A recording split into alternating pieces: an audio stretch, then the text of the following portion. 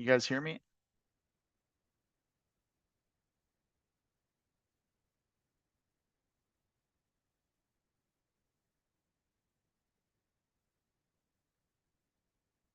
I can't hear anything.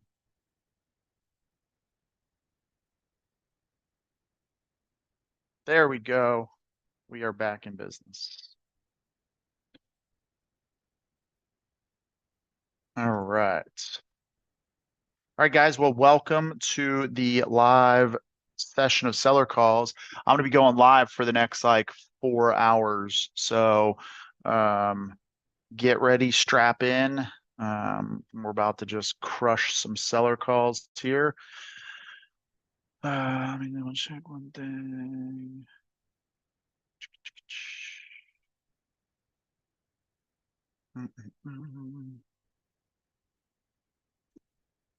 All right. Let's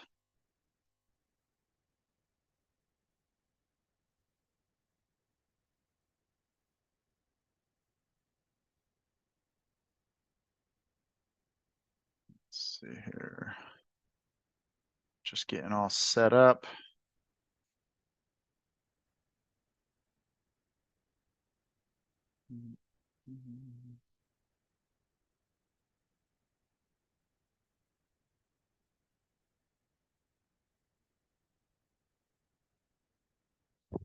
Alexa, play 70s rock.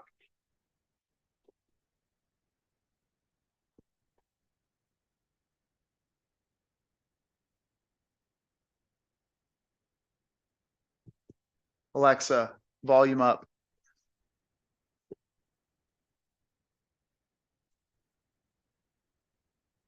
All right. All right. If you guys are just jumping on, we're about to get on with some sellers. Try to lock up some deals here. So, sorry for the delay this morning. Had a call with an attorney to handle some trust documentation because I am closing on a primary residence subject to.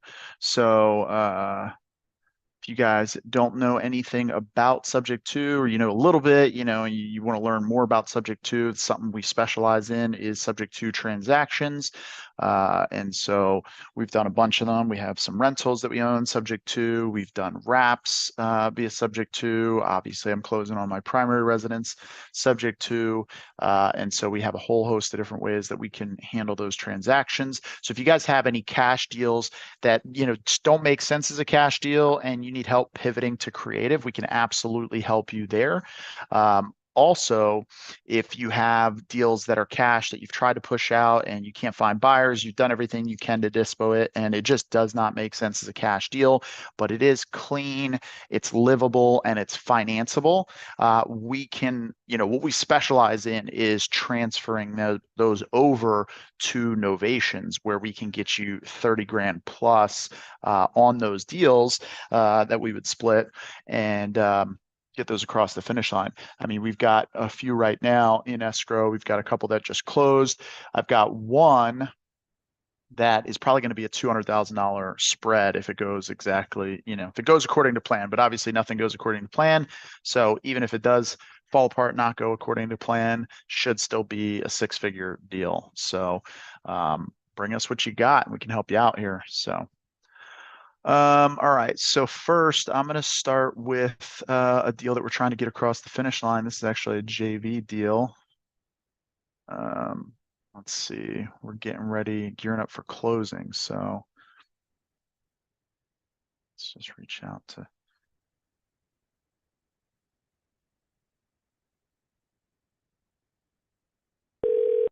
Hello? Trina. Hey, Hey, it's Chris. How are you? good. How are you? I'm doing good, doing good. Got your text message. So just wanted to chat real quick and just get some clarity and some updates and see kind of where we're at. So, did they finish all the changes they needed to make to the place? Yes, I get the keys Friday. Sweet.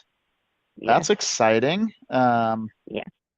Perfect. What's the rent on that place? Because I'm low subsidized, it's going to be $95 a month for me, and they go by my income. What? Yeah, they go by my income So $95. That's a month. Yeah, that's phenomenal. it is. Yeah, I mean, back when I was doing Starbucks, I mean that would basically be Starbucks has got so awfully expensive. I cut that out of my life and never looked back. But yeah, it's probably about close to $95 a month. Yeah, So that's awesome. Well, congrats. yeah. Thank you. So, okay, so with regards to the 1147, what exactly is that for? What do you need? And so I can bring that to the team and see, how we can best facilitate that. That's security. She didn't really break it down for me though. Okay, Um, security, rent, probably pet deposit. got it. Okay, security deposit, pet deposit, and rent. Okay, got it. And let's see. Do you have, can you share their contact info and then that way we can work out directly with them getting, um, I sent it in the text too. was it a Did you not picture? get it? Yeah, if you Oh, zoom it. that's why. Yeah. So that our text system doesn't take pictures, um, doesn't receive MMS. So it would just be text only. So let me do this. Do you have my email? I can send it through an email Yeah, let me go ahead and I'll shoot you a quick email here. because that's all her information. That's who I've been dealing with. Oh, perfect. Okay. Let's see Her here. name's Carrie. Carrie. Okay, I'm gonna shoot you a quick text.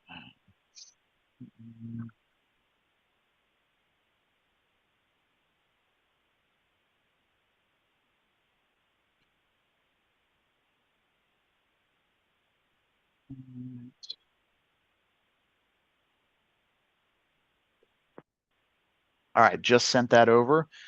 So yeah, once you get that, just send that over, and then I'll have the transaction coordinator connect with them and figure out the best way we can facilitate that. And then, did they say when they needed that by? Um, I think when I have to sign, but she Okay. told me if I had $100 when I sign, then that would be fine, and then I could make payments. Like I really don't want to have to do that. Yeah, yeah. I like it to be all done. Yeah, gotcha. Okay.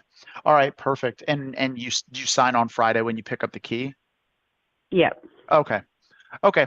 All right, cool. Yeah, so just send over the information. We'll reach out and connect. And then so once you get the keys, what are you thinking as far as time frame for, getting stuff moved over and being all finished I'm with that hoping I'm hoping everything will be done next weekend.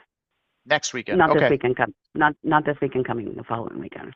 Got it. Okay. So we're looking, let me just confirm that date. So the weekend of the 19th.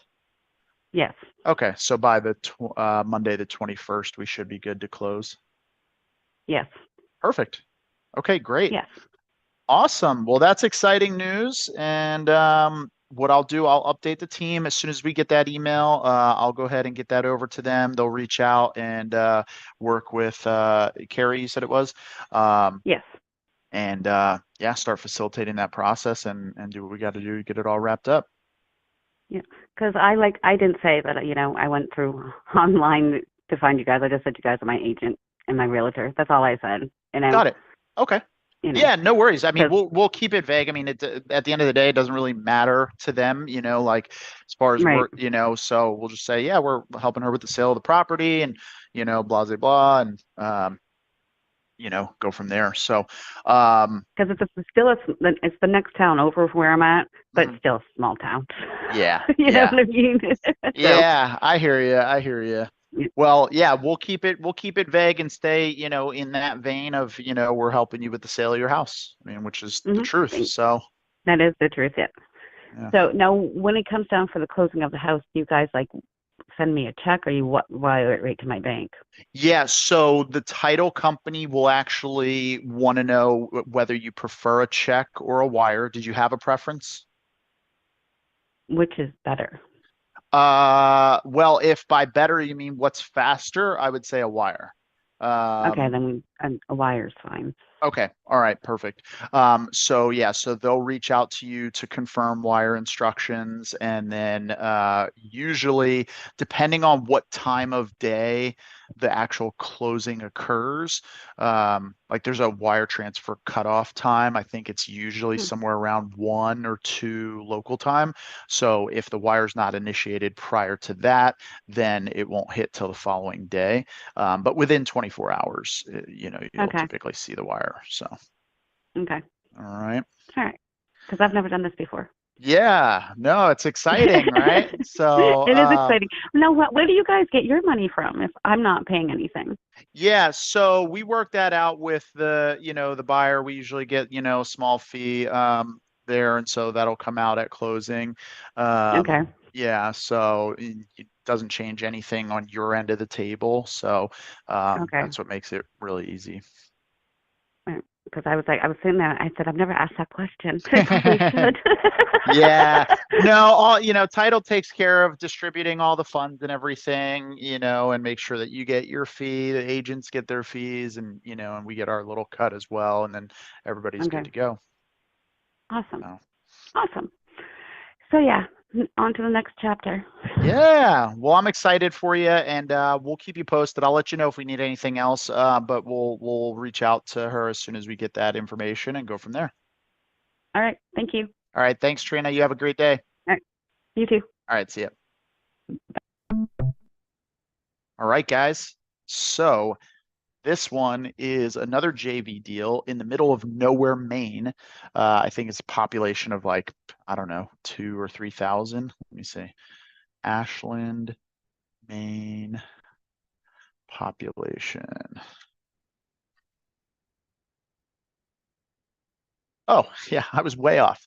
1,202 people as of 2020.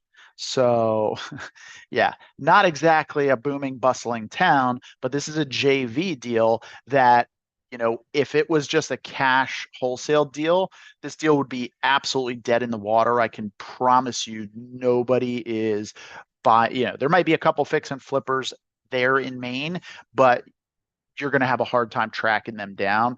So 1,200 people, we were able to take this deal from start to finish, and we novated it. We listed it on the MLS. We did a flat fee listing because it was such a smaller deal, and we found a retail end buyer who's buying it cash. And now the thing that we're doing here, so she needed funds to be able to move into her rental that she's getting, and since she's on assisted living, or not assisted living, but she's subsidized, she's only going to be paying $95 a month, which is freaking crazy. I spend more than that on Starbucks every month.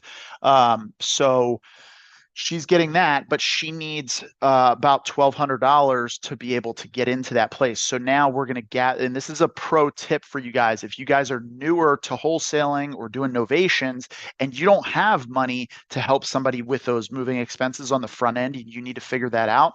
We can actually help facilitate that. But this pro tip will help you get some deals across the finish line where you don't need to borrow some money for this. What you do is you get the contact info of the person. Now, this might not work, but what we're going to do is we're going to reach out to the property manager who's facilitating this deal, and we're going to let her know that, hey, we're facilitating the sale of her property. It's going to be closing on the 22nd. Are we able to just write an agreement with you that states that you'll be paid out that 1147 at close of escrow? Would that be sufficient? And, you'd be surprised. A lot of times people are okay with that because they know it's going through a third party company, the closing's happening, and they're going to be all squared away. So that basically removes you from having to come to the table with $1,200 ahead of time so that she could move into that, right? So I mean, we're kind of like chicken and egg situation. Like, she needs to sell her house to get the money to rent, right? But she also has to vacate the property in order to sell the house, right? So she can't vacate without $1,200, and she can't get $1,200 without selling her house. How do you resolve that? So the only other option is we come up with $1,200, or you leverage the close of escrow and have instructions to escrow stating that, this landlord is going to be paid out at close of escrow. So it's a really, really cool trick. And you can use this oftentimes for repairs that are necessary on a property.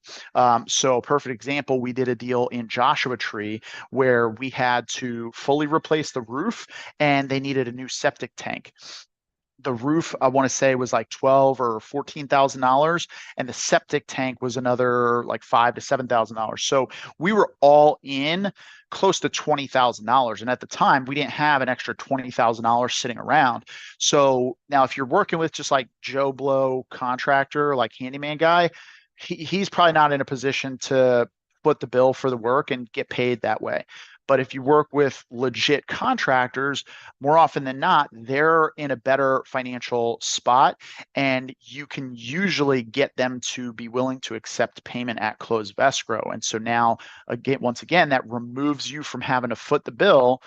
You give instructions to escrow that, hey, these parties are going to be paid out of close of escrow, and all it does is come out of the proceeds. Now, obviously, you have to have enough proceeds built into the deal to be able to manage that, but those are really, really good ways that you can lower your costs and reduce your risks greatly. And one thing I'll point out about that Joshua Tree deal, that deal almost blew up after the roof and the septic tank already got installed. Now, why is it important that we structured it the way where those parties were going to be paid out at close of escrow? Well, if that deal blew up and we foot the bill, we're out $20,000, right? If that deal blew up and they were to be paid out of close of escrow, we were just novating that.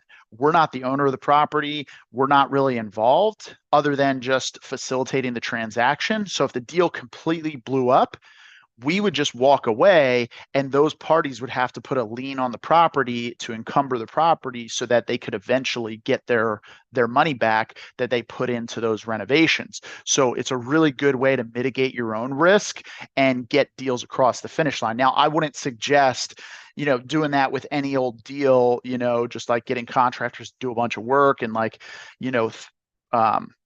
throw it, throw it at the wall and hoping it sticks. Like, you got to have some good confidence knowing that you have a good deal. But when you do, there are some other options. So if you guys need help with any of those types of situations, definitely hit me up. You can DM me on Instagram at Chris Closes Your Deal. If you guys are not following me on Instagram, definitely follow me there at Chris Closes Your Deal. And, I can help you out with any of those types of scenarios as well. All right. So now that we got that situation out of the way, let's get on. Oh, here we go. Perfect. Let's see.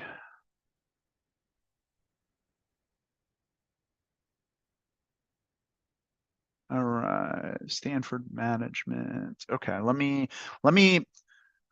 you guys to hear this conversation to see how this goes. So I'm just going to go handle this conversation right now. Normally, what I would do is I would have my transaction coordinator handle this, but I think this is going to be valuable for you guys to hear.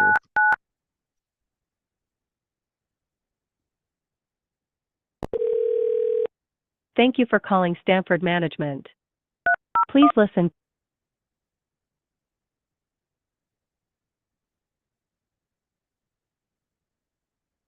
If you have finished, press the pound key.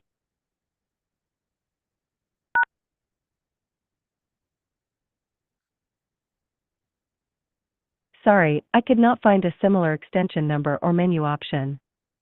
For general information, or to leave a voicemail, press 0. For our corporate office directory, please press 1. For our property directory, please press 2. To repeat any menu, press star. If you have an after-hours emergency in the state of Maine, please dial 844-511-1720. For a housing application, or to learn more about our properties, please visit us at www.stanfordmanagement.com.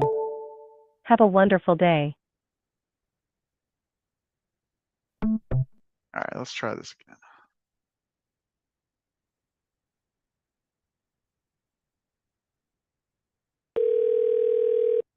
Thank you for calling Stanford Management.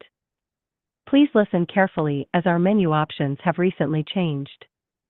If you know the extension of the person or property you are trying to reach, you can enter it at any time, followed by the pound sign.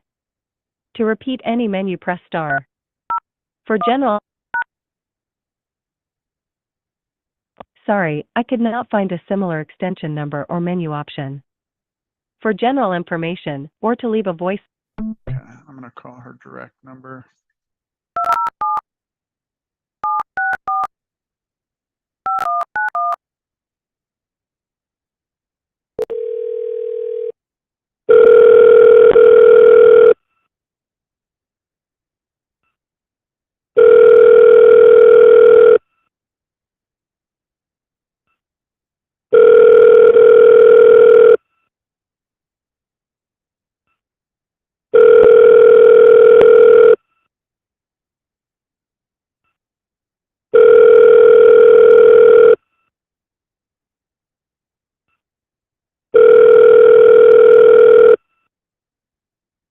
We're sorry we can't take your call at this time.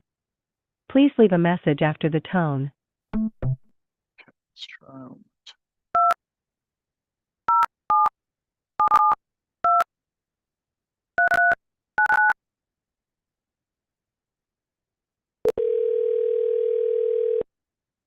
Thank you for calling Stanford Management. Please listen carefully as our menu options have recently changed. If you know the extension of the person or property you are trying to reach, you can enter it at any time, followed by the pound sign. To repeat any menu, press star. For general information, or to leave a voicemail, press 0. For our corporate office directory, please press 1. For our property directory, please press 2. To repeat any menu, press star. If you have an after-hours emergency in the state of Maine, please dial 844-511-1720. For a housing application, or to learn more about our properties, please visit us at www.stanfordmanagement.com. Have a wonderful day.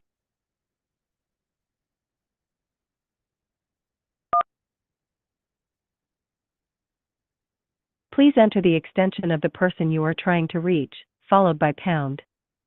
To repeat any menu...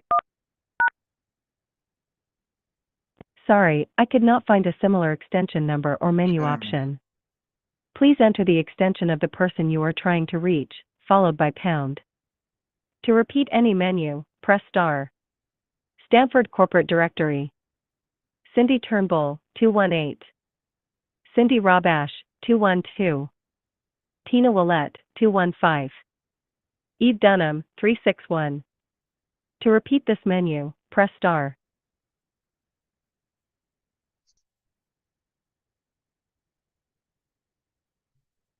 World. Please enter the extension of the person you are trying to reach. Okay, let's try this a different way.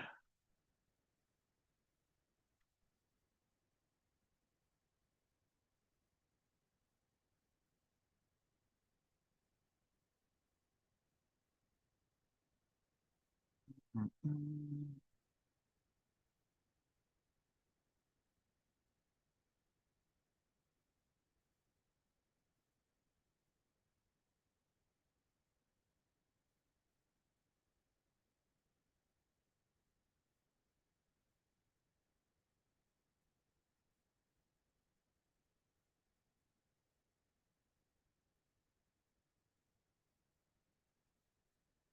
All right, we're gonna try one more time. See if we can figure this out. For some reason, her extension's not working. Thank you for calling Stan. Sorry, I didn't find anyone with this extension number. For general information, or to leave a voicemail, press 0. For our corporate office directory, please press 1. For our property directory, please press 2. To repeat any menu, press star. If you have an after-hours emergency in this Please enter the name of the property you are trying to reach, followed by pound. To repeat any menu, press star. Belfast Square.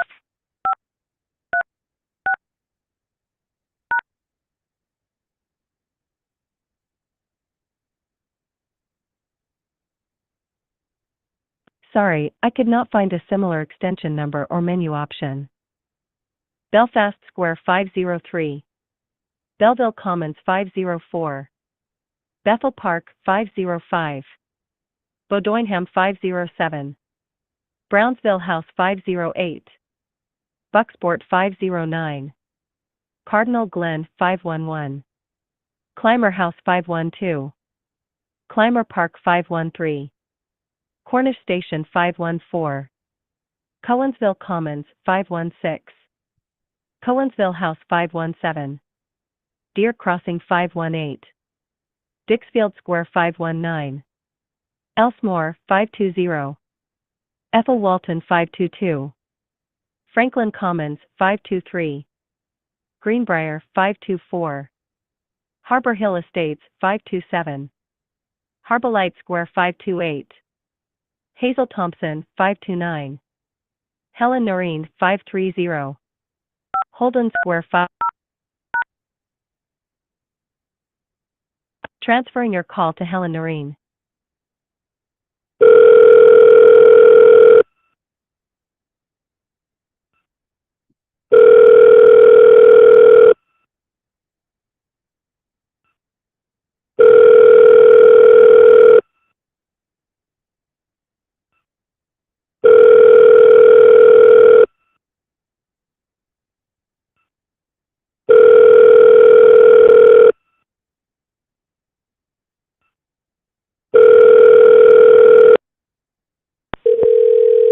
We're sorry we can't take your call at this time. All that and nobody Please picks leave a up. message after the tone.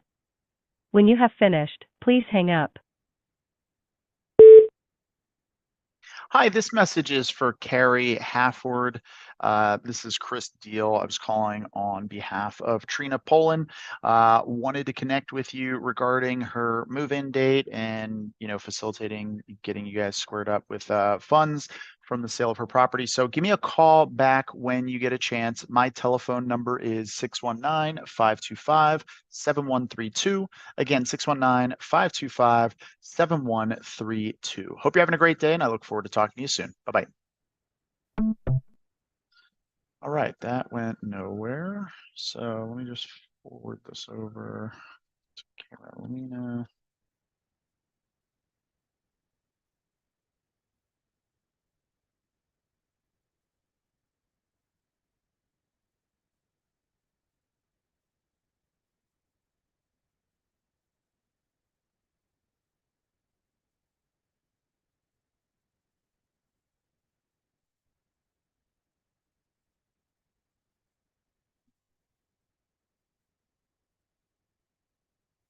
All right, sorry guys, we're gonna get started on some more seller calls here in just a second. I figured I'd try to reach out, make that connection, so you guys could hear how that conversation goes and how easy it is. I think the biggest challenge for a lot of people is, guys on YouTube, we all tend to, just make things sound so easy. Oh yeah, it's no problem. You just call them and you have them take money out of escrow, at close of escrow, and make it sound super easy, regardless of what it is, whether it's a transactional thing or this type of thing or anything, right? We tend to make things super, oversimplify things. And I think there's a lot of value in seeing it in practice, what that conversation looks like. And a lot of times we kind of get in our own minds that it's a bigger, harder conversation to have. I know I've done that myself. My very first call in real estate, my partner was like, "You're going to get on this call with this agent." I was like, I don't know nothing about real estate. This agent knows a lot more than me. I'm going to sound like an idiot, even though I've had like 20 years of sales experience at the time. I got on the phone, and within the first 3 minutes, I figured out very quickly the agent had no clue what she was doing, basically. And the conversation was way easier than I ever could have imagined it was. So I think just seeing it in practice is really helpful for people. So let's see, keep track. Are you okay with being paid out the 147? And close escrow.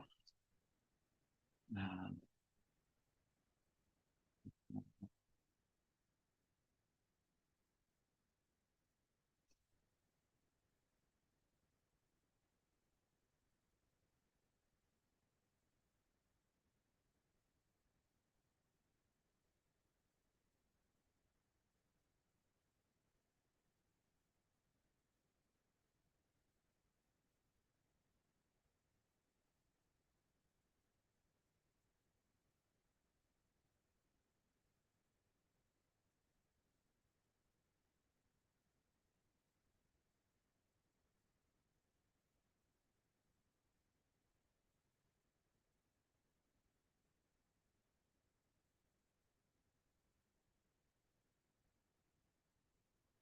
Okay, let's see here.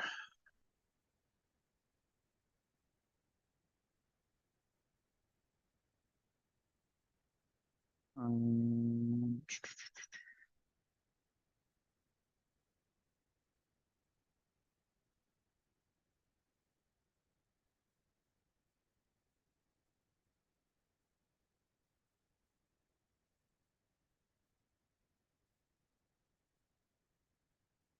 Copy.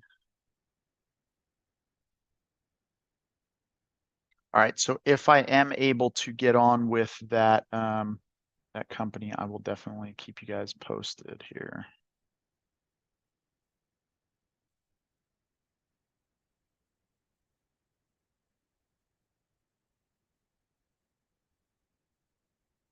All right, just pulling up some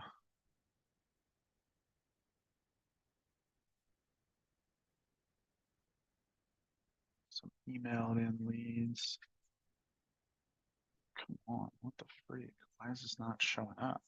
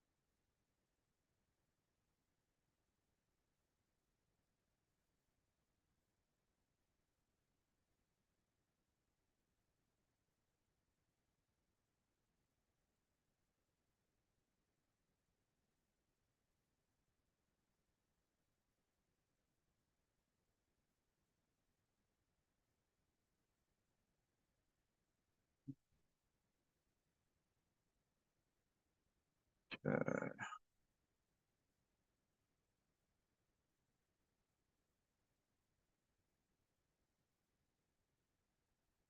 All right, let's call this guy.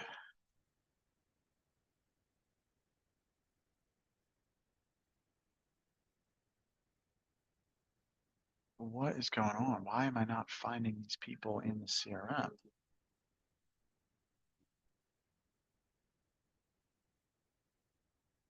There we go.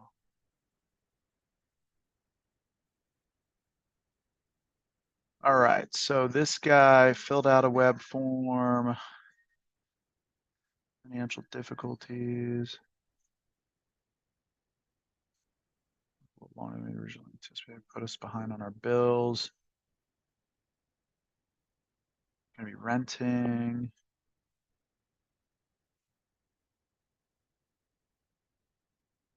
It's listed. Let's see here. In Rome, Georgia. Okay. Let's see here.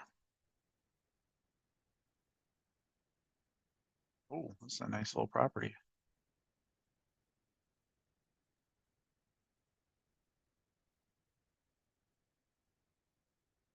All right, let's have a conversation with this guy. Let's see, how long has it been listed?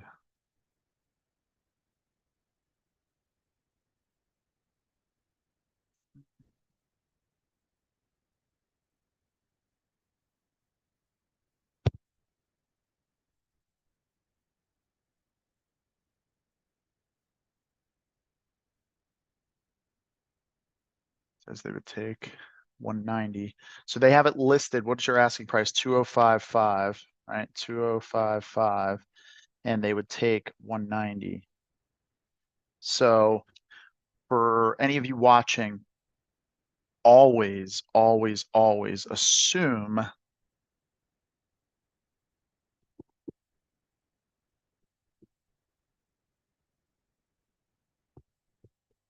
sorry guys, thought I heard gunshots outside or something. It's weird. But it wasn't.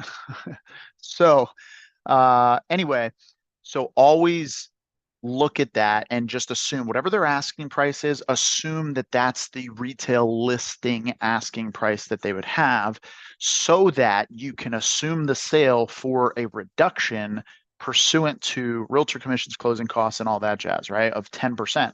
So now what I know is if they list it for 2055, they would probably net about 185. So even though they're saying, oh, they would accept 190. Now, does we buy your home as is and pay your closing costs and fees would be a fair price for both of us, 190. So if we go 190, I'm going to take off another 10%. And I'm going to presume that they're fine with netting around 170. Now they definitely are going to have a mortgage. So let's just real quick look at what that mortgage balance is. Mm, mm, mm.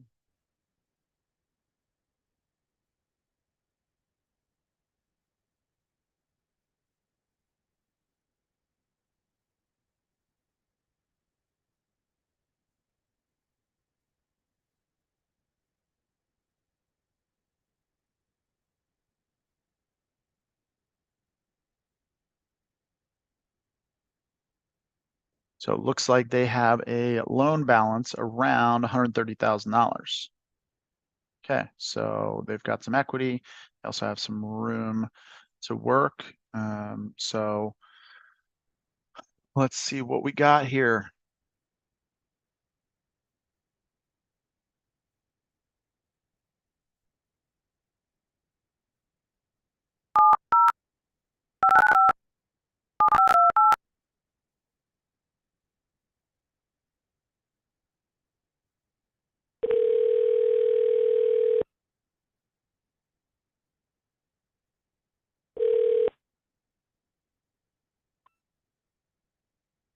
Hello, Hey, Mark, this is Chris.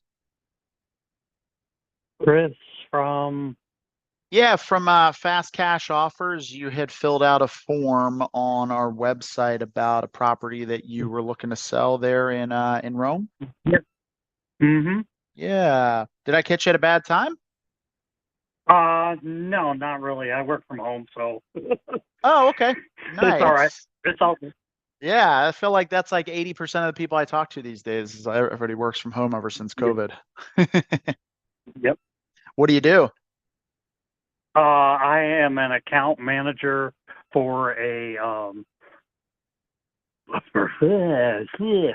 I just totally drew a blank, man. It's like I've been doing for almost 3 years. I do billing for utility billing for like apartments and condos and stuff like that all over the Oh, country.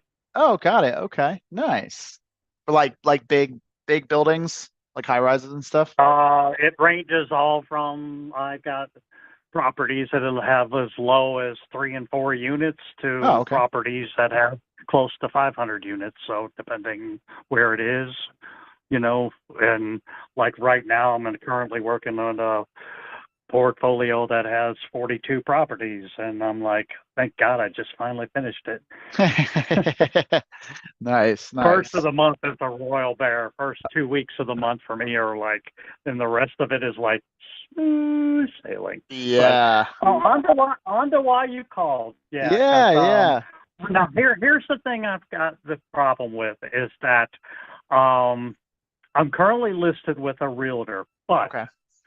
if I am able to get within a reasonable amount of what I am asking for, I have no problems whatsoever with paying that realtor. Because, but the thing is I'm getting no foot traffic whatsoever.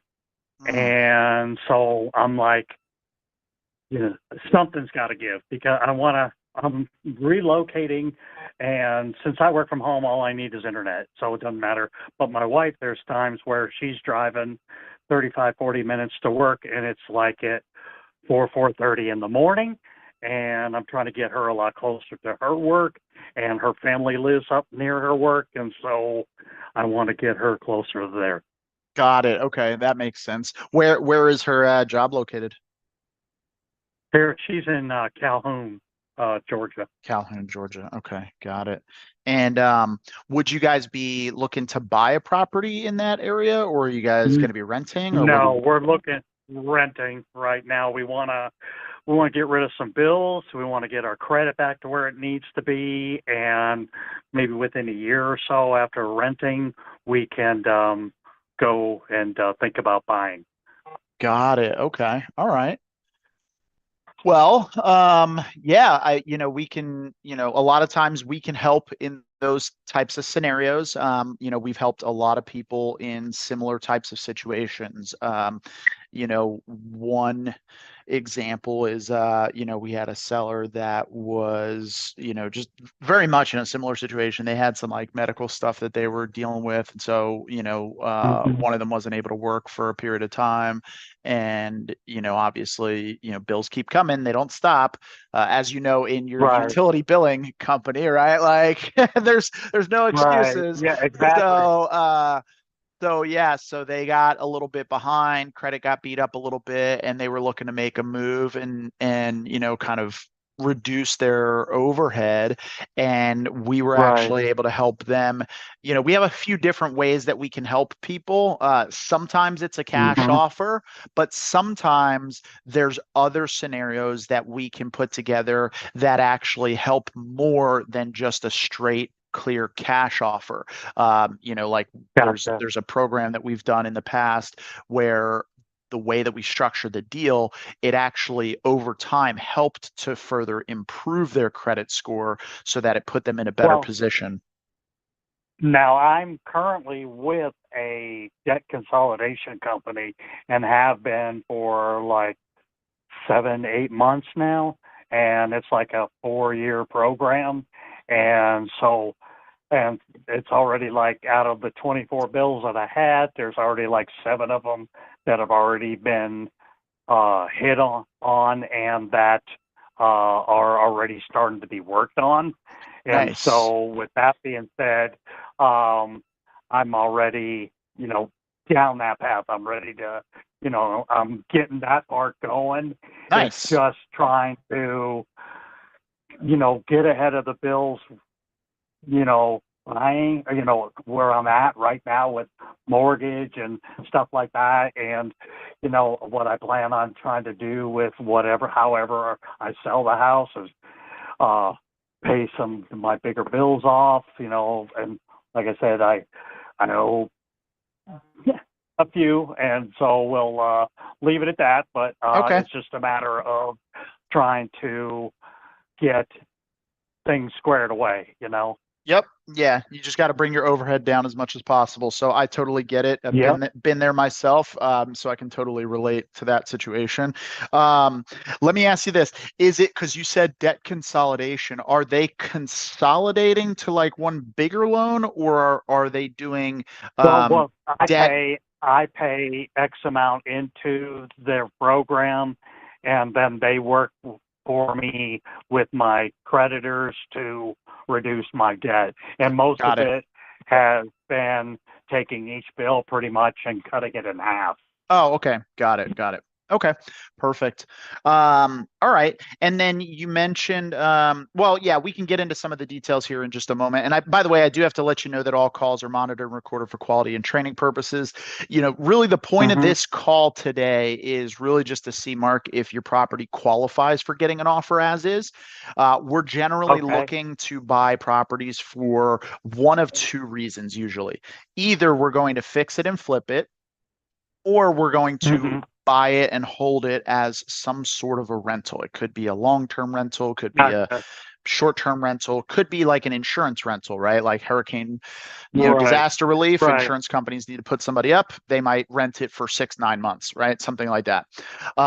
Yeah. So Well, see, and the thing on this is that it is a 3-1, and I mean, I'm looking out the back of my office right now, and I can see the existing bathroom. So it would be somebody who would want to go and say, "Hey, let's go and open this wall up, this window behind me, and physically put in a half bath." mm, That is something that is definitely doable, but I don't have the funds for it. And since it's just my wife and I, we've been doing okay for 2 years. yeah, So, yeah, with the one bathroom. So we're okay because she's usually gone most of the day, and I'm okay with that. And so, that's worked out fine for us. And I gotcha. so somebody wants to go ahead and do something like that. Now the thing is that the foot traffic that I have gotten is most of the houses on my side from my house to, I think that's south. We have a hill behind us, Mhm. so there's not much of a backyard. But I have made it to where I've got a killer side yard, and I don't have any garage or carport, but I've got 3 large storage sheds out there, and it's all fenced in because I have a dog, and so get him someplace to run around during the day. So, with that being said, uh, I guess people don't think outside the box these days, and they're like, well, Yeah, you don't got a backyard, but hey, you got a killer side yard. You got more than enough room to put stuff out there, let kids play, let your animals play, whatever, and it's fenced in. yeah, So that's the thing there. And what gets me is that, I get feedback on it, and the feedback tells me, before you come out to the house, you already know that it's a 3-1. mhm. So my thing, and then I told my wife this and my current realtor, I said, that comment should never even come onto a feedback as far as Yeah, having one bathroom. You knew that before you came out. yeah, Now, I yeah, can see maybe not knowing about the backyard, okay, but like I say, the side yard is definitely there. yeah. I've got trees all, like in a horseshoe around me, and I tell you what, it protects a lot, especially with the last hurricane that came through. Mm, Now I got rain, but that's all I got. yeah. Well, okay. Well, yeah, we can dive into it. I mean, by the end of this phone call, I'll either be able to get you an approval from the underwriters with an offer, or they're going to deny it and Okay. they'll tell us exactly why. Some of the Okay. benefits of working with us is that if we do get an offer approved, we would buy the home as is. We'd cover all the closing costs. And, in your situation, you have an agreement with an agent, but, we would represent ourselves. So there would be no real estate commissions on our side of the table. Whatever you end up doing with your realtor, that's, between you and them. Um, Uh-huh. do you mind grabbing a pen and a piece of paper real quick? I'm going to have you jot down some contact info. And if we do get this Yeah, but approved. only because I've got a meeting in 10 minutes, so Oh, I'm okay. hoping we can get this done then. Yeah, let's see what we can It's get going to be through. like maybe a 20 and a half hour at the most. It starts at 2:30, so I didn't want to cut you short while you're getting into the meat of it. I gotcha. Okay, perfect. Well, yeah, let's just get through what we can get through in the next 10 minutes. And if we need to, hop on another call after your meeting is over, then we can do that and kind of go from there. Okay. Okay, All right, perfect. gotcha. I got my. All right, perfect. So my name is Chris Deal, like let's make a deal. Okay, And the name of our company is Lazarus Property Group, like Lazarus from the Bible. okay, And my telephone number is 619 uh-huh, 525 uh-huh, 7132. okay. Okay. Um, and then our website, if you ever want to check us out, is just dot lazprop.com. It's lazprop.com. Gotcha. All right. And for whatever reason, if you don't put the www in, it gives like a 404 redirect outside of my wheelhouse. But so just make sure you put the www in. So if you can just summarize real quickly, I know you wanted to be closer to, you know, your wife's job and everything, but obviously like sounds like something kind of, you know, predicated this, you know, coming to this point, right? You guys were there for 2 years. What was it that kind of led to you guys coming to the decision? It's like, okay, yeah, we need to put this on the market and sell it. The whole thing with the debt consolidation, Chris, is more or less because my wife was out of work last year with elbow and wrist surgery, out a little longer. We kind of depleted our reserves, and so that's where we ended up getting into, you know, running up the credit cards and stuff like that. So now we got with the this debt consolidation, we got that squared away. And like I say, she's a great driver. I have no problems with her driving, but when she's out at, you know, 4:30 in the morning, 5 o'clock in the morning, and we're getting into the time where it's really dark early, and sun don't come up until 7:30 in the morning around here. Yep. And so I worry about the other drivers or animals on the road. There's deer all over there even, and so yeah, and her mom's up in years and not in the greatest of health, and so I'd like to get, you know, if she has that opportunity to, because we've seen a couple rentals in the area that are only like 10, 15 minutes away. Some of them are only 8 to 10 minutes away. So, you know, we've been getting a feel of what's out there, and we just want to, I feel, you know, we could use more room, because like when I moved in here in November of 21, it was just my dog and I. Oh yeah, I had plenty of room. And then 2 months later, the guy upstairs says, yeah, I got to put someone else in your life. So, you know, there goes my closet space. There goes my other bathroom. Oh, yeah. And it's like, you know, but I'd have it no other way, you know. Just it's been a blessing, but awesome. just not enough room. There's just, you know, it is an older home. It's 84 years old. And so it's just a matter of, you know, like I say, taking care of her, being closer to family and work. Me, it don't matter where I'm at as long as I got good internet, and trying to get ahead of some of these bills so we're somewhere down the line we can go back and say, hey, or maybe even the place that we're renting and say, hey, would you be interested in doing this to us? Okay. Yeah, I gotcha. Okay. So it sounds like from what I'm hearing is, you know, in short answer, kind of like a reset financially, and, you know, just closer, you know, kind of free things up a little bit, you know, and take a little bit of that burden off. Okay. Got it. Absolutely. Okay. So with regards to the mortgage that you have, how much do you currently owe on the mortgage? My bride was just asked that yesterday, so I'm going to ask her. Okay. How much was currently on the mortgage? Remember what's Renee asked you? Do you remember?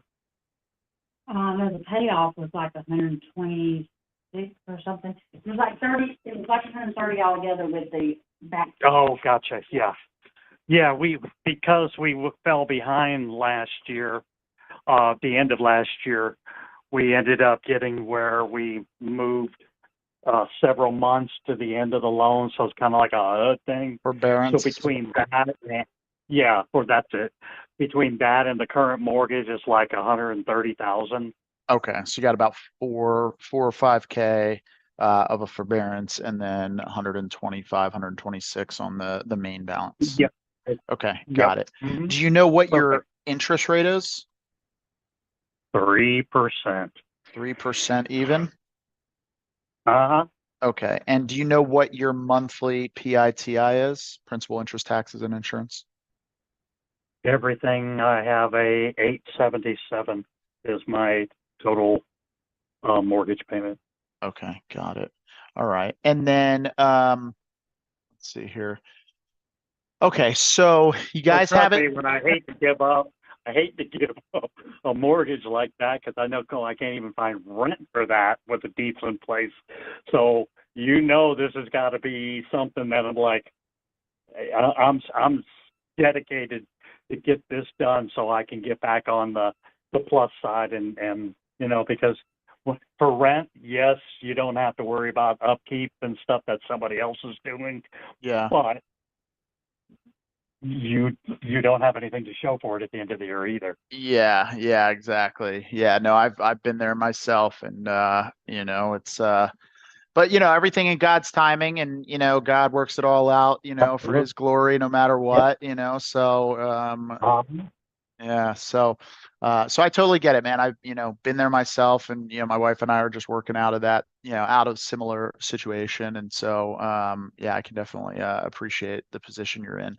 All right. So now with regards to the other debts and the bills and stuff like that, like, in a perfect world, it sounds like maybe, if you can sell this for what you need, it's going to clear up the mortgage. And then how much debt are we talking about outside of the mortgage are you Well, guys strapped with? let's put it this way. We ended up having to put a loan on against both of our vehicles, Mm, and that's probably running somewhere in the neck of. Hold on, I gotta do this quick. I've got 2 minutes. Let's see here. Come on. I jumped off of my work computer and got on my oh, no personal worries. computer, and everything is slow. Come on. I have, but she knows better than I do. Give me a second. Hey, how much do we owe on both the with Randy and Reprise? Both of the cars. Probably around 17. Okay, around 17,000, Chris. Got it. So 17K against the vehicles, and then it sounds like there's a bunch of credit cards as well. Oh yeah, there originally was around $50,000 worth of credit card debt on that. That's going with debt consolidation, so I don't even want to mess with that. Got it. Okay. So okay, I just want to try to like walk through like what in your mind the scenario looks like, right? So let's say, in a hypothetical world, your agent was able to bring some foot traffic and get a buyer and they closed on it. Is the goal to pay off the existing mortgage, the loans against the vehicles, and wipe out all of the stuff that the debt consolidation company is working with? Or what are you guys expecting to kind of like? No, we've got just some oddball bills that are over and above the debt consolidation. We want to get the cars back in our name, and the oddball bills, I owe my parents about $4,500 because we got a new transmission for my wife's car recently, and that's pretty much it. What I'm trying to come away with, be honest with you, is about $20K from the whole thing after all is said and done. Got it. Okay.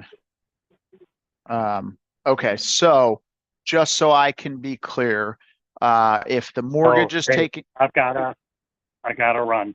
okay, no worries. Oh, wait a minute. Hey, my bride can talk to you. Oh, okay. Cindy. Okay, perfect. Okay, I will. Hang on, I just wanted to tell him, let's see, I want to look at, I was going to tell you what our total, let's see, hang on. Okay. By the way, nice to meet It's you, like Cindy. My name's 149. Chris. Okay, it's like 140,000, like altogether that we owe between the house and 149,000, excuse me, between the house and all the other odds and end bills. That's what we owe altogether. Okay, so 149, the house, Does that include the loans against the vehicles? Yes, Okay. yes. Loans And then the little against- odds and ends bills, you know. So that is, yeah. And oddball bills. Okay, but that does not include what the debt consolidation company is handling, right? No, that Okay, does not include that.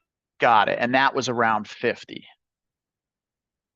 Yeah, it's probably not that much now because, well, they're trying to settle for 25. Got You know, it. they're Okay. trying to settle for, but it was 50,000 otherwise. But they're I trying gotcha. to settle it. You know what I'm saying? So technically, you know, they've settled. I think about 5 or 6 of them. Oh, okay. All right. Perfect. Perfect. Yeah. Okay. So roughly about, we'll just call it, we'll round up to 150 is the house, the Mhm. loans, and the little oddball bills. And the oddball bills just mainly Mhm. consist of that $4,500 loan from the parents. Yes. Okay. Got it. Yes. Okay. All right. Perfect. So, no, that's all really good information. The loans against the vehicles, you guys just have like a monthly payment on that, or how's that work? Yeah.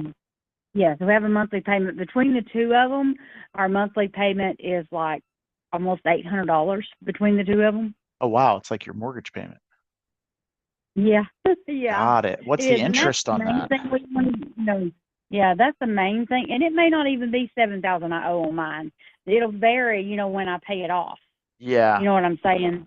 I Yeah, gotcha. because it won't be as much. If I pay the 5 years, I'm gonna be paying $20,000 on a $5,100 loan. Yeah, that's Yeah. wild. So it was 17 total between the two vehicles, right? Well, the last payoff I got from him for mine was 7,000, so it may be different now. It may be lower. Oh, okay. So so 7 on yours and then 10 on his? Mhm. Okay. All right. Got it. Sorry. I'm just trying to just piecing together all the figures so I can, uh, see the big picture. What's the interest rate you Mhm. guys are paying on those loans for the vehicles? Oh, I can't even tell you. I don't even know. It's It's got to be probably pretty double high digits. because Yeah. yeah, yeah. I mean, it has to be because, you know, like I said, if I pay that, it's a 5-year loan, and you're thinking I'm paying 3 times the amount of money I Yeah. borrowed if I paid for 5 full years. Yeah, that's crazy. Okay, got it. Well, yeah, sorry to hear you guys are going through that. It's a tough situation. I was just telling Mark, my wife and I have, been in your guys' shoes and, I mean, similar but different, right? Like you had some, surgery stuff. My wife and I, suffered from infertility for a long time and we're trying to get pregnant and spent a Oh, bunch of bless money your heart. on that. Yeah. And, but like God's good. And, we went through, fertility treatments, didn't work. And then finally we ended up adopting and that cost Mm-hmm. $85,000. And, we put it on credit Yeah, cards and my everything. husband's daughter. Yeah, my husband's daughter's going through the same thing. I think they retrieve her eggs Thursday. I think they're retrieving her eggs. Mm. Well, I'll be praying So for she's that going through goes it well. because yes, yes, she's 35 and they want a baby so bad, Yeah. so bad. That's exactly the same age my wife was when we did it. Let's see. So she turns 42 Mm. on in April. My Mhm. daughter, our daughter turns 2 December 8th. So actually today is her Mhm. 1 year, 10-month birthday. And Oh wow. like a couple years Mhm. prior to that is when we were going through the IVF. So yeah, so it's about 5 years. So right around the same time your daughter's going through that process. So it's a tough Mhm. process. I know firsthand and a lot of ups and downs and, just a lot of prayer and, super emotional. So Mhm. I'll definitely be praying Oh for yeah. her that, it takes and it Oh, goes thank well. you. Yeah, no worries. Yeah. Okay. Now I don't know what my husband has told you about the home. I mean, I'm sure he's told you we've got a 2-year-old roof, 2-year-old We AC honestly we hadn't system. even gotten to that point yet. We were just about to get to Okay. that point. So he was, we were trying to like wrap up all the kind of the numbers and figures of kind of where you guys were at. So just so I'm clear to like bottom line it, if you guys could sell it, take care of the house loans against the vehicles and the 4,500 to your parents, and then walk away with about 20K, that would be Mhm. a good scenario for you guys. Yeah, I mean, because we were looking at it like, $170,000, or I think that would let us, if we paid off the small bills. Yeah. Now, if we don't pay off like the little loans and stuff, 100, around 165, I don't know what he told you, but Okay. like I said, it's got a new roof, like 2-year-old roof, 2-year-old AC system. The deck, we added onto the deck. It was a 10 by 10. Now it's a 10 by 20. We just put gutters on. It's had a lot of upgrades. The septic tank was pumped 2 years ago. I mean, it's a nice house. I mean, our kitchen is like, you were going Zillow and look at the pictures of it. Yeah. No, I'm looking at it right now. It does look really nice. Just to clear that up, you said 2-year-old roof, 2-year-old HVAC system, septic tank was pumped about 2 years ago, new gutters. You expanded the deck, right? Yes. Okay, expanded deck, In the yard. fenced in yard. Okay. The 3 buildings go with it. All the like the refrigerator, the washer, the dryer, the microwave, the stove, all that is staying with the house. Got it. Okay. All right. Perfect. Yeah, but I'm and looking. we also, like, all the equipment, the dishwasher's brand new. It's about 2 years old. All of the countertops are 2 years old. We replaced the countertops. I don't know if you can look in the kitchen and see my coffee bar. That's new. We put that in. Nice. Okay. Oh yeah. With that extra cabinet. Yep. The sink, that sink where the sink is, that whole thing's new. The cabinet, the countertops, the dishwasher, all of that. My brother had to replace all of that. And even the Nice. flooring underneath the sink has been replaced. The back wall has been replaced behind the sink. So all that's been replaced. Nice. It looks like the floors so- are pretty much the same throughout the house, except for in the bedrooms there's carpet and in the bathrooms there's tile. Yes. Yes. Okay. And Perfect. the utility room, there's also tile. Got it. Okay. All right. Perfect. All right. And we have all of the owner's manuals for all of the equipment that's staying. Like, we got the owner's manual for the refrigerator. We got the owner's manual for the dishwasher. We've got all the paperwork on the AC, all the paperwork on the roof in a folder together. Got it. And Okay. like we did maintenance. We've kept up the maintenance on the AC. All of that's transferable. The maintenance on the AC, the pest control, the termite, control, the home security, all of that can be transferred Got it. Okay. over to anybody. So yeah, I mean, we've got all the paperwork together in a folder. So I mean, my husband keeps owner's manuals on everything. So Yeah. Got it. Okay. All right. What's your, because I know you guys have had it listed for, going on 50 days. What is your agent telling you as far as like, why she feels like it's not really getting traction? Well, because it's no backyard and 1 bathroom. But I mean, we first had it listed for 225. I think we've got it listed for what now? 205 or 4? 205.5. Yeah. Yeah, and I told her, like, the lowest that we could go as far as if we sell it to somebody would be like 185,000. That is if we like sell it. But like if we get a cash offer, like, I mean, I overheard you telling my husband we don't have to pay commission to you, so we would only have to pay 3% commission. Yeah, So- unless, and I'm not proposing this, I'm just stating a fact, right? If you were no longer in contract with your agent and were no longer obligated to pay a commission, then of course, then there'd be nothing that would come off of the top, and whatever cash offer was made would be a net number to you. So, and all that to say is whether there's an agent involved on your side of the table, that won't influence what our offer would be. All it would do is change what the net to you would ultimately be. Right. Because see, she's like 6% commission, but she splits that with the other agent. So like Mhm. technically she's only taking 3%, Exactly. which Yep. would be if it was 170,000, that would be $5,100. Yeah, So exactly. At 170,000, the quick math.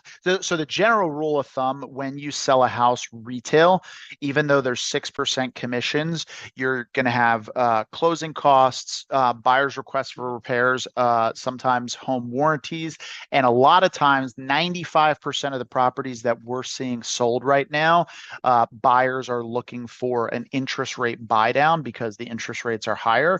So usually all in, you can expect 10% to come off of whatever number you end up under contract with, and that's the number that you're going to net. So for example, if she did bring an offer to you guys at the current 205 number, then your net would be about 185.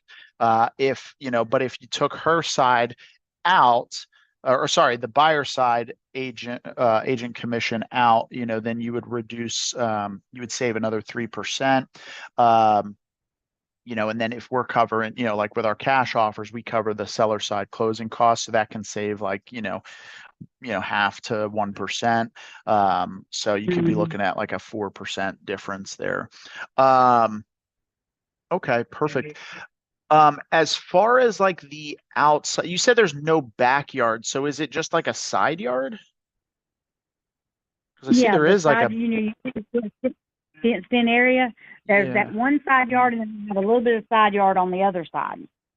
okay, I mean, got it. we have, it goes back, hang on, let me ask him. I think it goes back, I think 300 feet.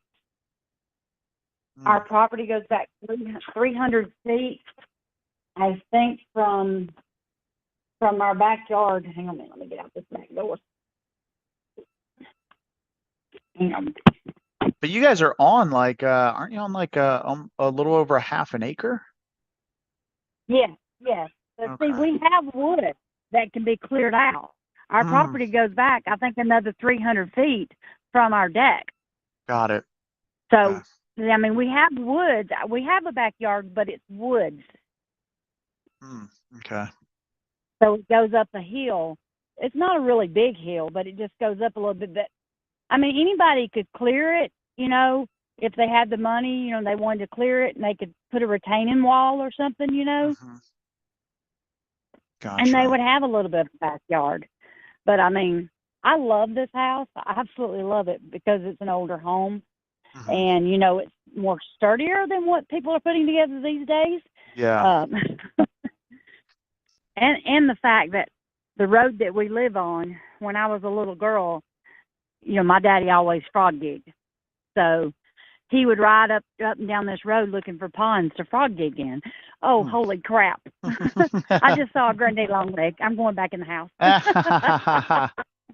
Nice. I don't like spiders. I hear ya. I But hear ya. Okay. especially them granddad long, but I leave them alone because the pest control guy told me that they keep away brown recluse spiders. Oh yeah. Yep. I Yeah. used to kill them, but now when he told me that, I was like, yeah, I'll leave them alone as long as they Yeah. don't get in my house. I'd rather have them than the brown recluse. Hmm. And the windows. How many windows are new, baby? All the windows in the kitchen are new. The windows in the living room, and I think. How many windows are new? How many windows are new? 10 windows was put in this house.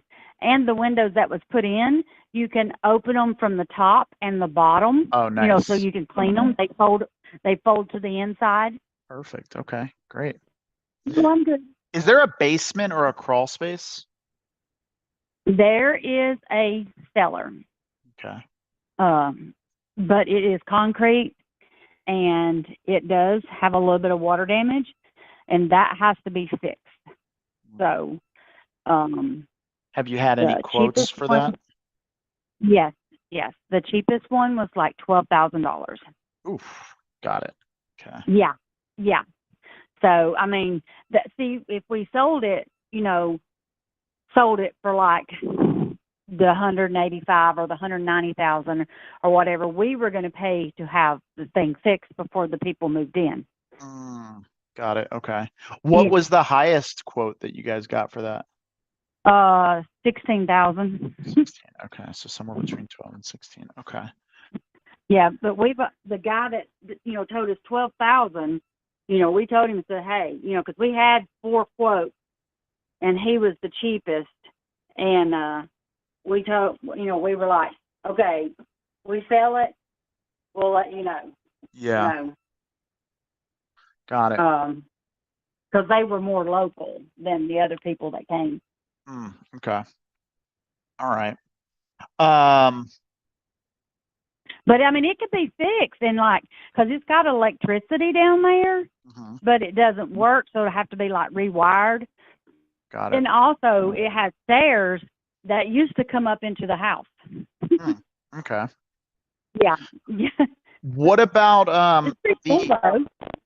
yeah, what about the electrical panel? Has that been upgraded at all? Let me go look at it. Okay. I'll have to go look. I don't know. Oh, no worries.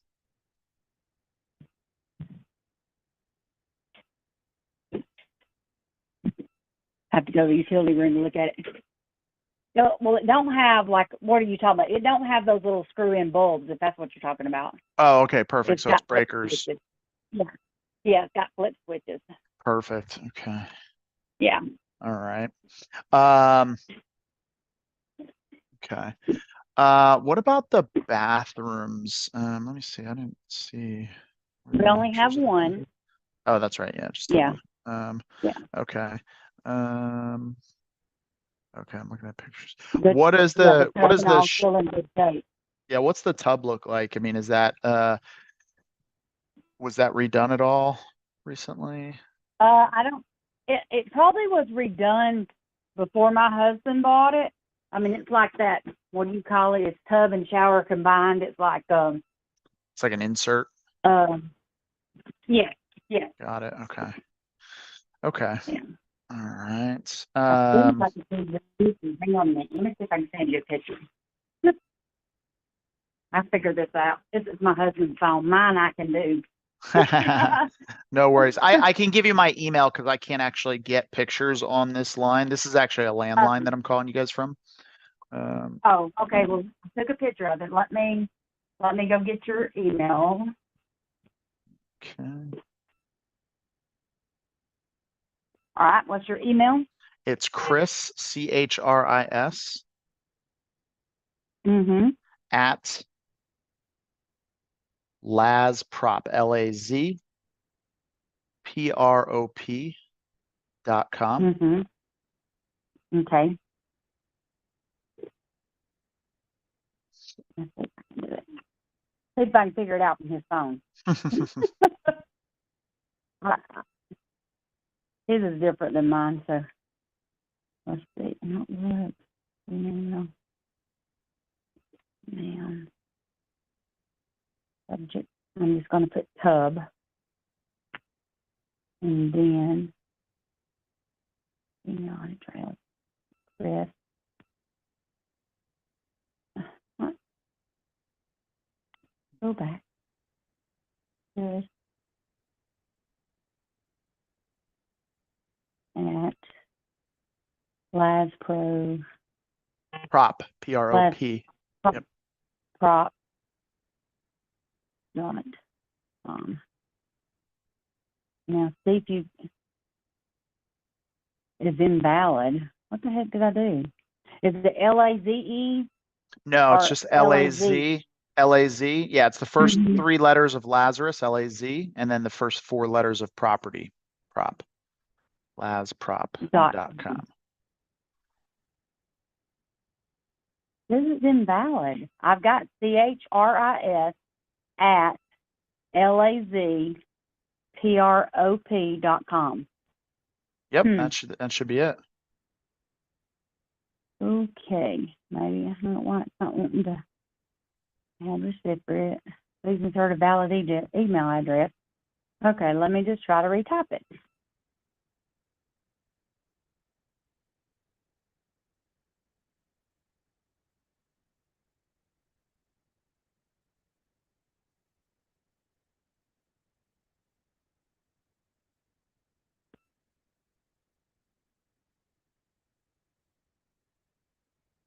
Did it send?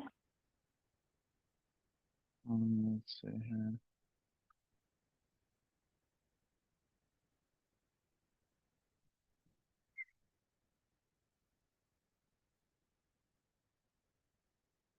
Nothing yet. Oh, here we go. Did it get it? Oh, yeah. Yep. Okay. All right. Perfect. No, this looks good. I'm proud of myself. That's great. I did it. Awesome. All right. Perfect. Well, let me ask you this. If let's say you guys were in a position to keep it, and let's say you won a sweepstakes and it was like Lowe's was going to give you $25,000, and the only caveat was you had to put it into updates to this property. What are the things that you would be doing to it? First of all, the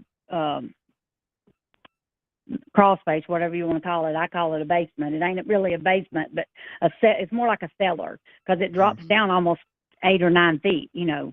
That would be fixed top, Okay. and then add another bathroom. Got it. That's the two things: another bathroom and fix that cellar. Okay. Got it. I mean, I'd love to have enough to add another bedroom, but Yeah. Gotcha. Okay. I mean, Have you, I could close in my deck and make a bedroom. You know what I'm saying? yeah. Have you had a quote on what it would take to get a bathroom added?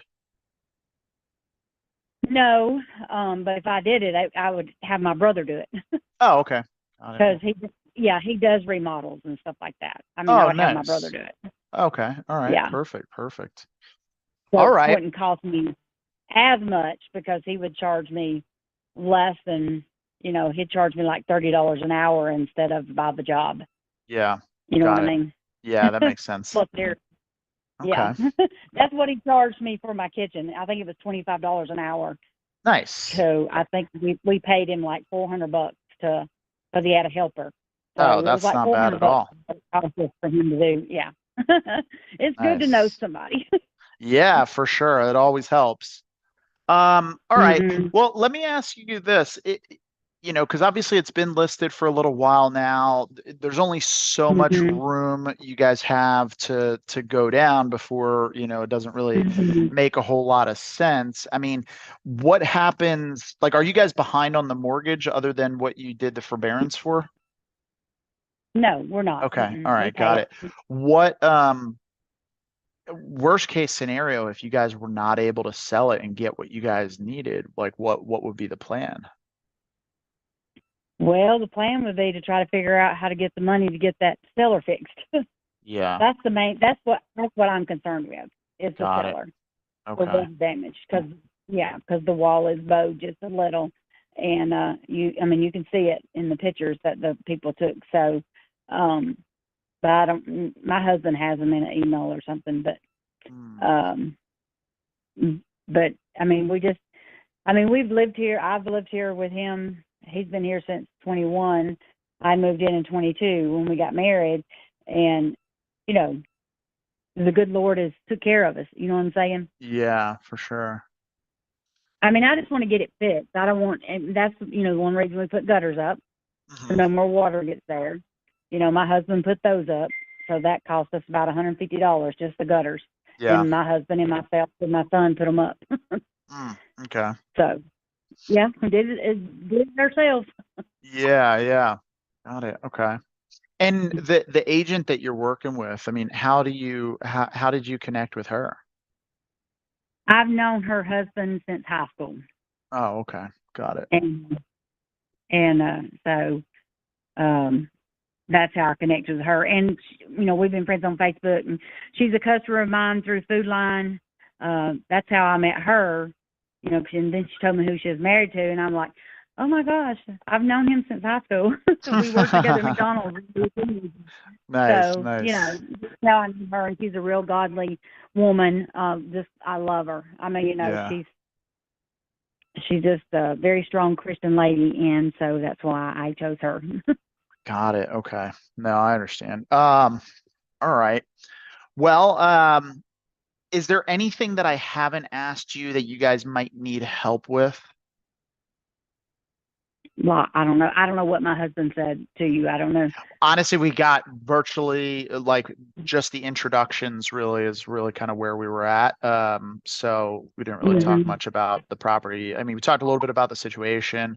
Um, I mean, help with, I mean, are you guys able to take care of like the moving? Do you need help with that? Like things that you wouldn't necessarily, the reason I asked is because most times when people are talking to somebody about their house, the sole thought is like, what about the house and the price of the house? And, sometimes we can structure things where we include something in the offer that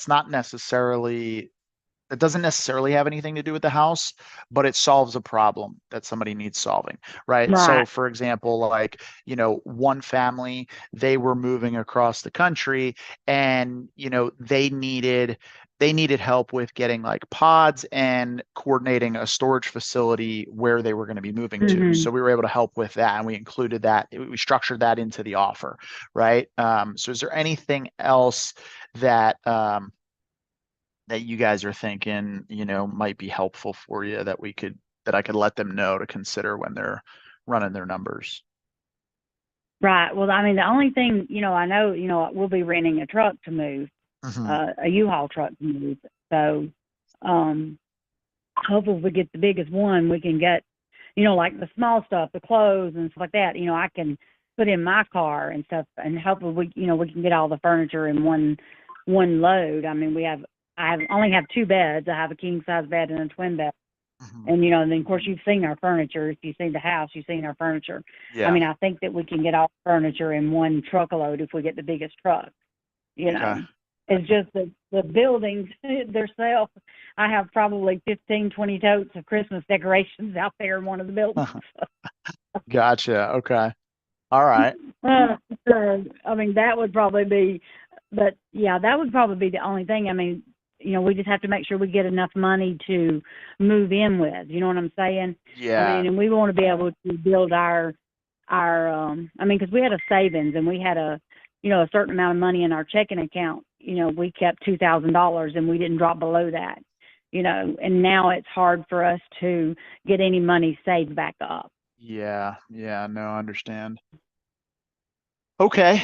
Well, one thing I was mentioning to Mark and I'm sorry, was it Cindy? Yes, Cindy, you got Okay. it right. Okay. Perfect. Perfect. Think about Cindy Lou Who from the Grinch. Yeah. Yeah, I forgot to Mhm. write it down and so I'm glad I remembered it.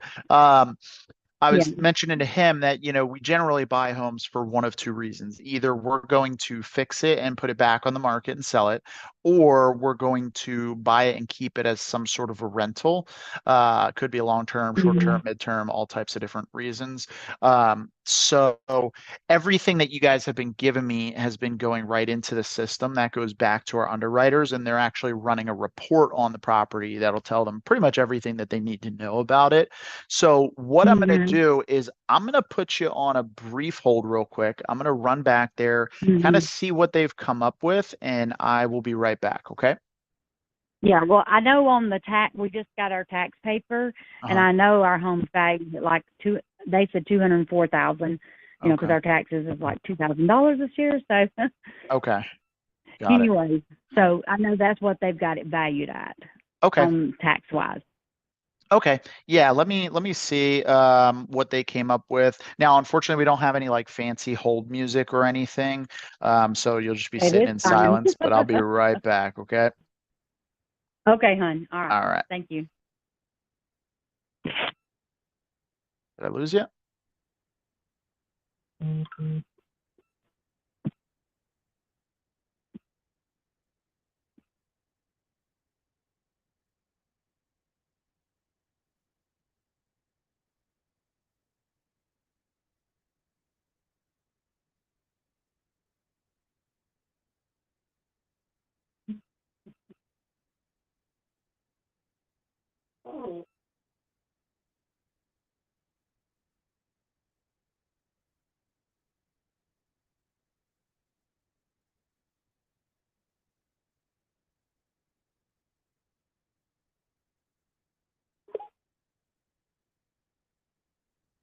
All right, guys, so we're looking at this property here. There's not a lot of comps.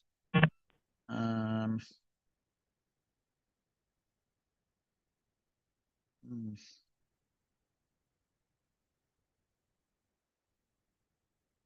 One that's pending at 199. But it's a 2-bath.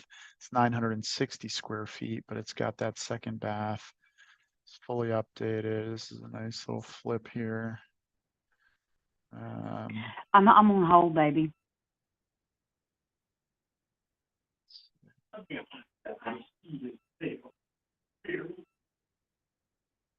Well, I was on lengthy phone call. I'm not done. I'm on hold. What? I'm on hold. Oh, okay. I'm promising you would have kept it going if they not. I don't know yet, baby. He's checking on things. 57 days on Zillow. Did you want a groupie? Yes, baby. Okay. Okay, I think it looks sad. Very, very sad.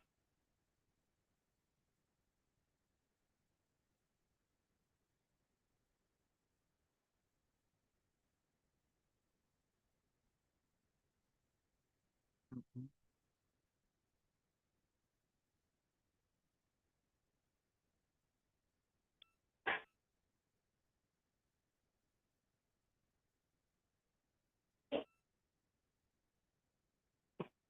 Hmm. Like I said, I got the. Can you get me some more tea in there, please?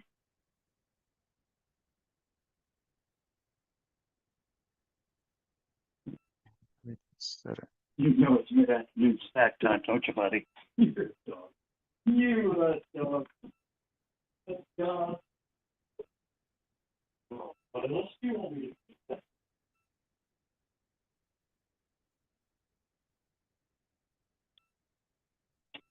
2-1 that sold for 250.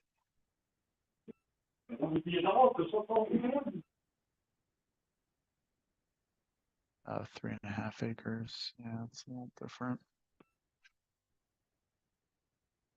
Let's go 12. How's it? Man, you wait. They fucking one of them gummies out. Wow. Hell yeah. I love gummies. 32, 1470 square feet. This one actually.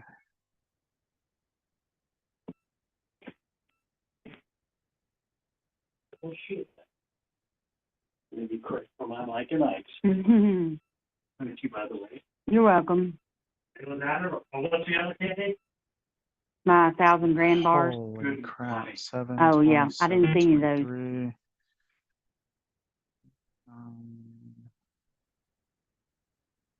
10. 3 months to sell at 250. Oof.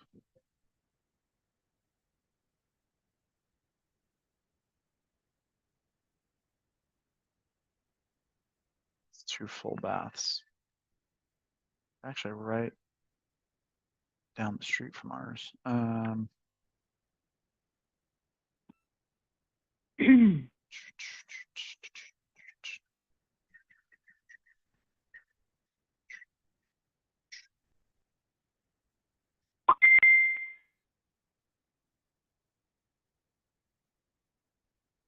2 months, month and a half.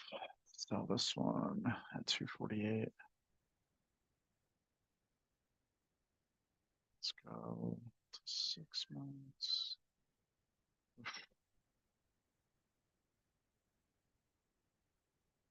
Ouch. Yeah, there's not a whole heck of a lot.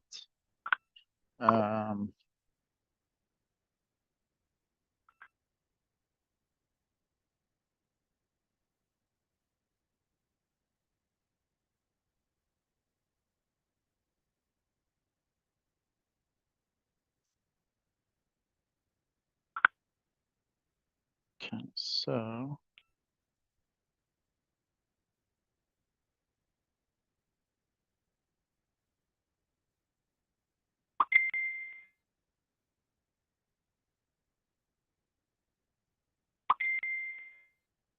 All right, Cindy, you there? Yes, I'm here. All right, I appreciate your patience. So, looking at everything, it's gonna be difficult from just like a purely like cash offer type of scenario. Um, Mhm. just, the market over there, there's not a ton that's moving. Everything is moving really slow.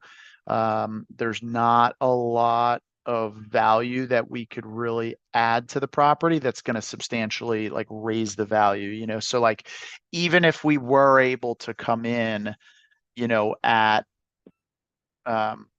kind of like where you guys were hoping to be around, like even if we came in at like a 165, which I don't know that we'd be able to do, once you add in, the 12 to 16,000, so let's just call it 13.5, if we just meet in the middle on the cellar repair, and then trying to add a bathroom, would probably, I don't know that we would necessarily get the value out of adding the bathroom, but that would probably cost us at least 10 grand.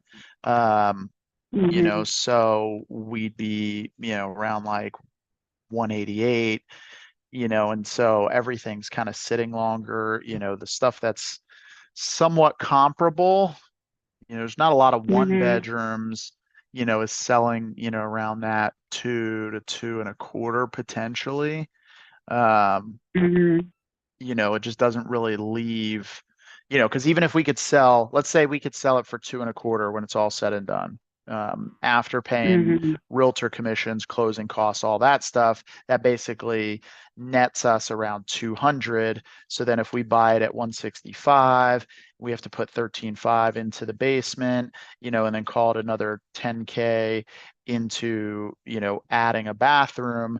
That leaves about 14 grand, but that doesn't even factor in the holding costs because we have, as much as we bring cash to the table to buy a home, there's financing costs, right? We have investors that fund that bring the funds, and so they're looking for a return. So it costs us Mhm. money to bring that cash.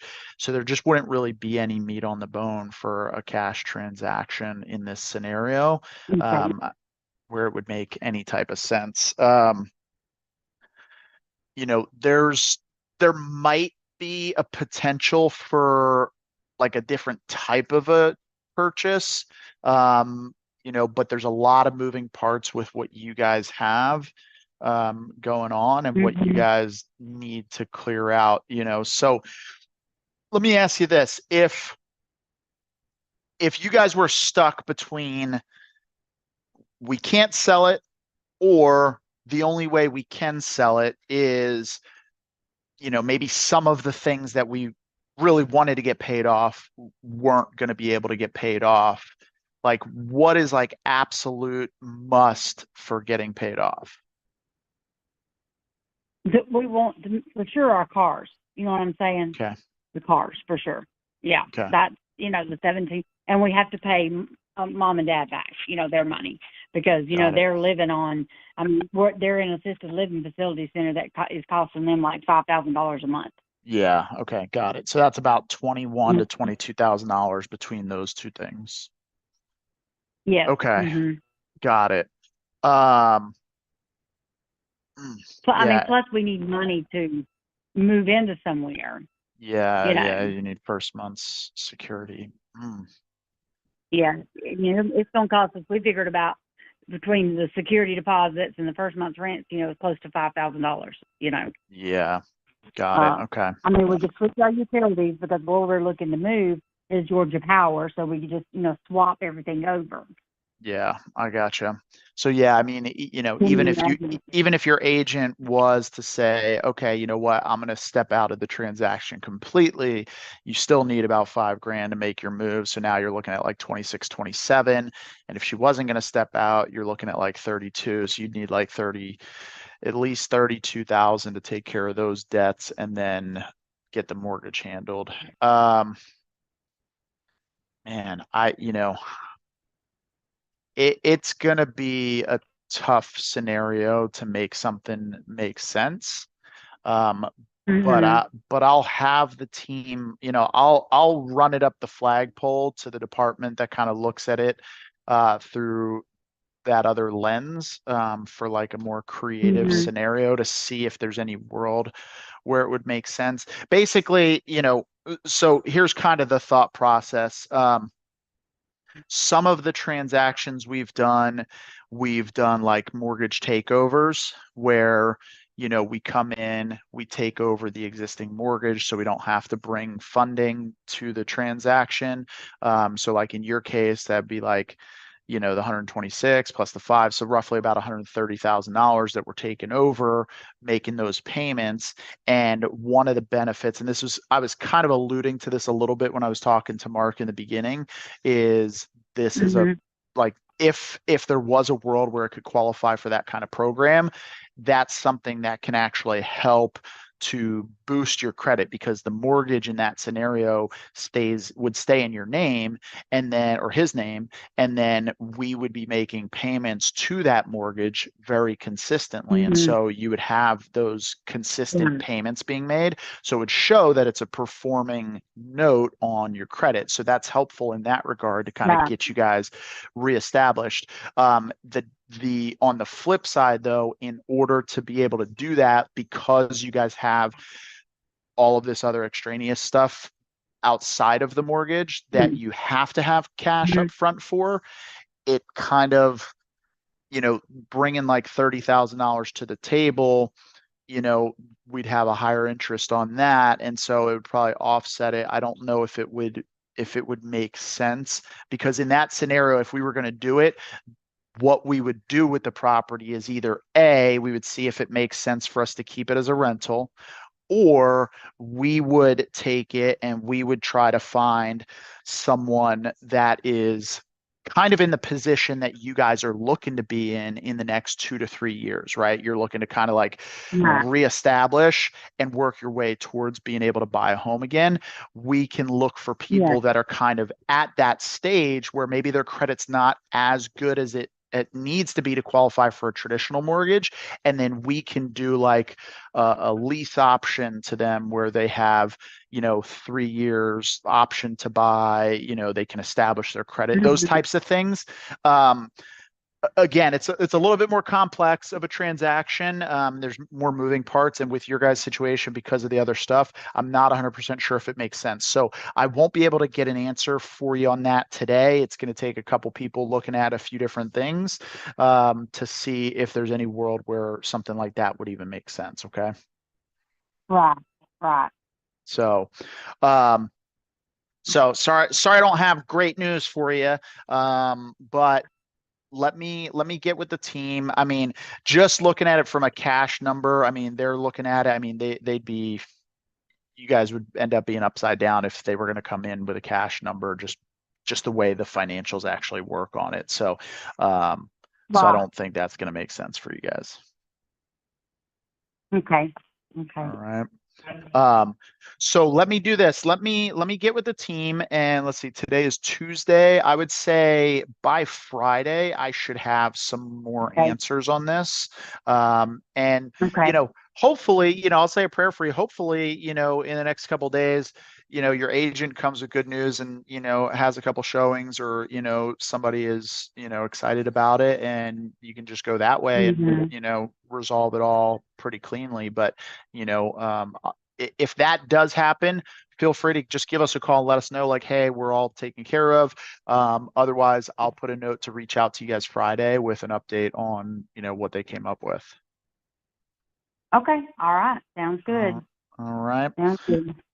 Awesome. Well, it was a pleasure chatting with you and getting to know you a little bit. And again, I'll definitely say a prayer for it's your daughter or It's my husband's daughter. Mark's daughter. Okay, got it. What's her name? Mhm. Sarah. Sarah. Okay. All right. Awesome. I'll definitely say a prayer for Sarah and hope everything goes well with she doing the egg removal or the embryo transfer? Right now they're doing the egg removal, and Got it. then they're going to go in and make sure she don't have to have anything removed, like from her uterus. Make sure there's no I think my husband said polyps, Polyps. maybe, or Yeah. something. Yeah. Hmm. And Got then it. and then if everything looks good, then they can put the eggs back in. Nice. Okay. All right. Well, I'll be praying that all goes well, and you know, God's timing. He's got it all. He's got it all figured out. You know, Mhm. in our case, it That's was what I tell my husband.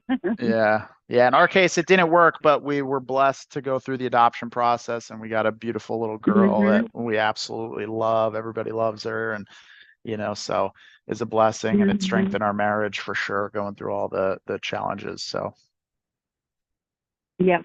Yep. It is because that's what they said. If this didn't work, then adoption was what they were doing. So um, they're open. You know what I'm saying? They're open to yeah, anything. nice. They just want a child. Yep. Yeah, I know that feeling. And now me and my wife are trying to figure out how we can possibly get another one. So, yeah, definitely know exactly what Well, that's like. it'll work out. Yeah. It'll work out. If it's meant for you to have another child, it'll work out. Oh, yeah, definitely. I believe that. Awesome. Well, thank you so much, Cindy. It was great chatting with you. I'll put Okay. a note to follow up with you guys on Friday. Okay. All right. Thank you. All right. Talk to you later. All Bye-bye. right. Bye. All right, guys. So that one is definitely not going to work for a normal cash transaction. There is the potential that it could work on some sort of creative terms, but it's going to be difficult. They're really in a tough spot. You know, um, they've just got way too much of these external debts that bring the entry fee up to a significant amount. I mean, if we can get the agent to step out of the transaction, then that frees up 5 grand. I mean, but it's just going to be such a challenge, honestly, because they absolutely, and I would agree with them, they absolutely need to get rid of the car debt because they took loans against their cars. 17 grand, but they're going to pay like in 5 years, they're going to pay like 3x what they borrowed. So that's not something you want to sit on. And then they owe 4,500 to their parents for transmission. So 17 plus 4.5. So they're at 21.5.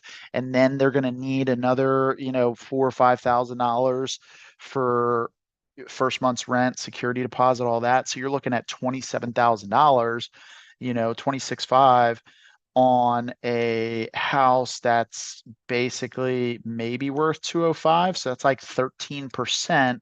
So for us, like on a sub two and keeping it as a rental, it doesn't really look like it's going to make a whole lot of sense. I mean, I just cursory glanced at rentals in the area.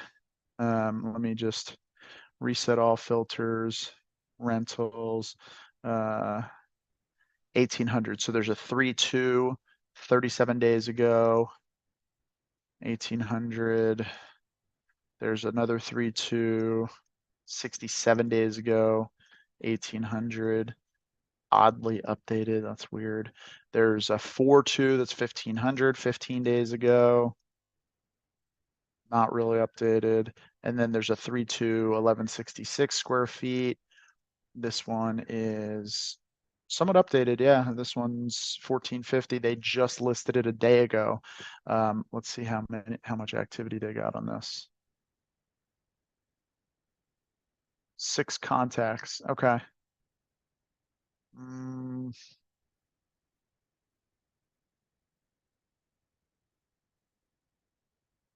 Yeah, 3. Oh, it's 1.5 bath. Okay. And it's 1166 square feet. Yeah. So 1450. So, say we could rent it out for 1500. 0.75 is 1125. And then, we've got their mortgage payment of 877. So now that's $248, right? But then what you have to look at, and it depends, right? Could you find a buyer that's not going to consider these things? Sure, you could. We could probably get away with 10% for vacancy maintenance and repairs, although you got the $12,000, $13,000 seller repair. That's not a good situation. So really, like, a sub 2 on this doesn't make sense because you're taking on the car, the 4,500 to the parents, the $13,000 for the seller repair. This one's it's a loser. You could possibly, well, and then possibly want to add a bathroom. There's a world where a lease option, and then do like a lease option transfer could work. But again, to make any money on that, we'd have to get a freaking massive upfront payment. I mean, if we get 26 to them, we need at least 32, which, 32 on 205 is like 15%. Like, is it possible? But that's to make $5,000, and it's going to be a freaking pain to make that $5,000. So there's a lot of other deals we could put our time, energy, and effort into that would be way better to do. So I think we're gonna probably end up passing on this.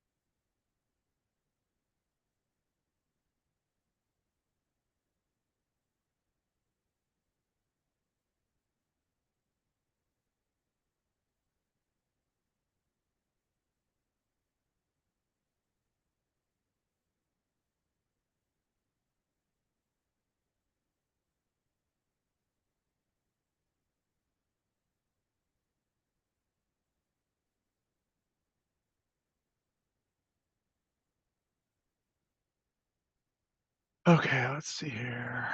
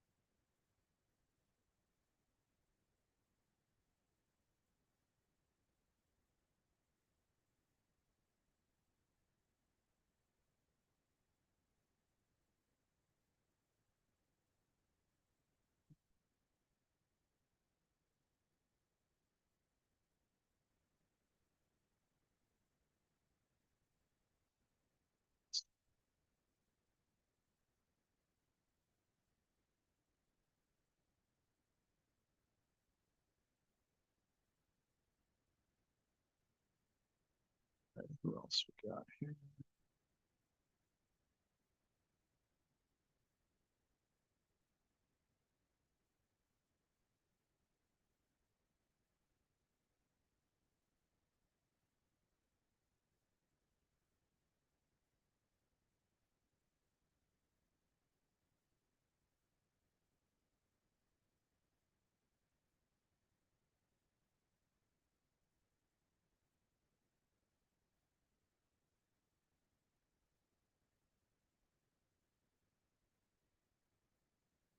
All right, I'm just looking through my emails to see if there's any other new leads from email.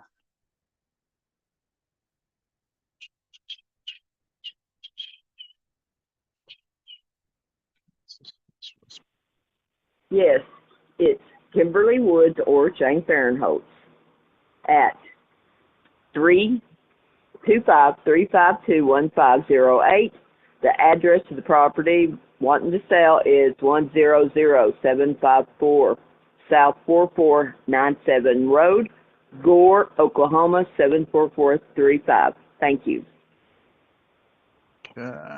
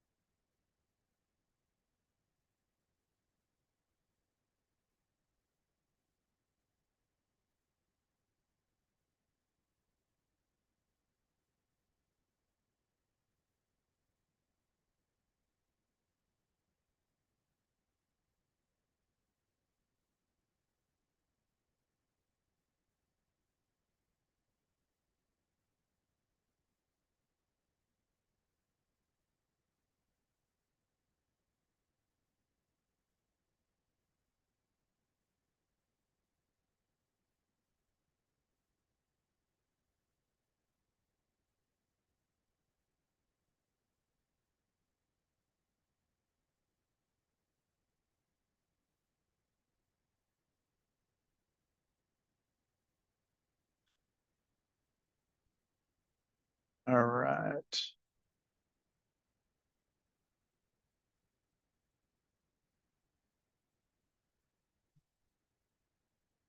Actually, I'm going to call them back right now and just let them know.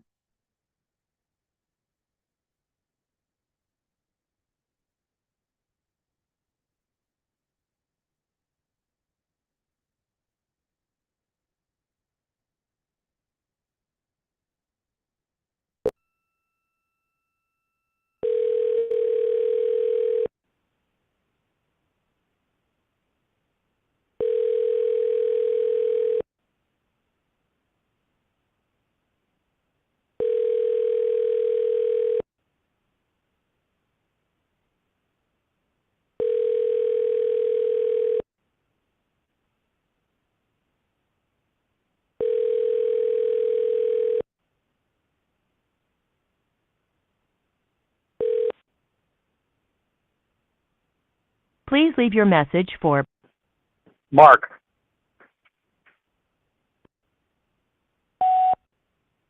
Hey, Mark, it's Chris. I was just talking to you and your wife, Cindy, for a bit about your property there. I wanted to get back with you. I told Cindy that I was going to follow up with her on Friday regarding a potential creative option. I actually already got word back from the underwriting department that this is probably not going to meet the requirements for it. So just wanted to give you guys an update, sooner than later. That way you guys weren't waiting on me for anything. So wish you guys the best of luck with this. Unfortunately, we couldn't make anything work. So yeah, wish you guys the best of luck. I'll be praying for you guys and praying for your daughter for her IVF treatments and everything. Give me a call if you have any questions. Telephone number is 619-525-7132. Talk to you soon. Bye-bye.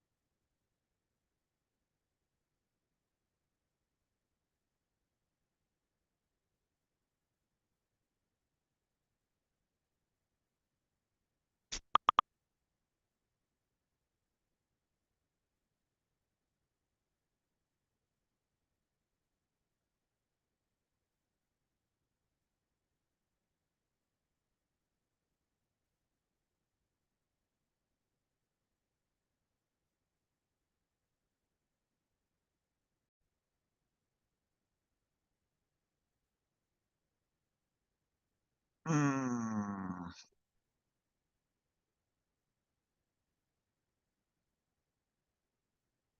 Mm.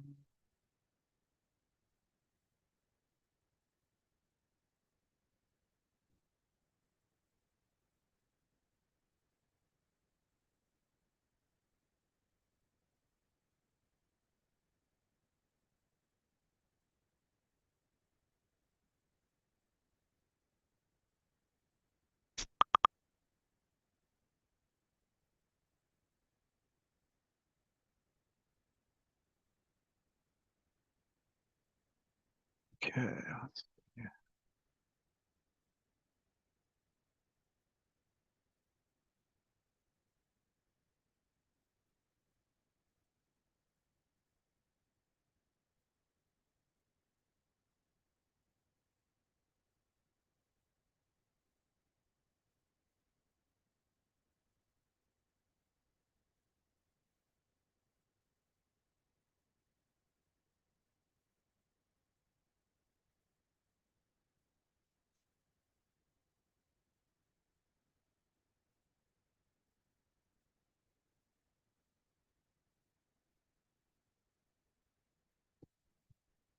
All right, let's grind out some freaking dials.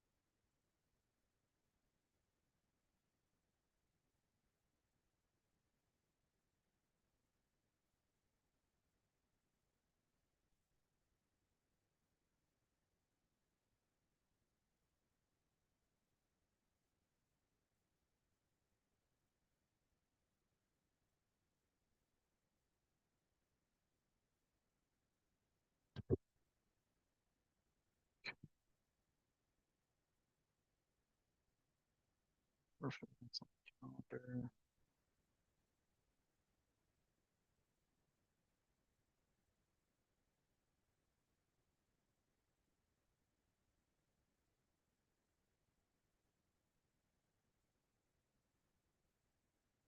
All right.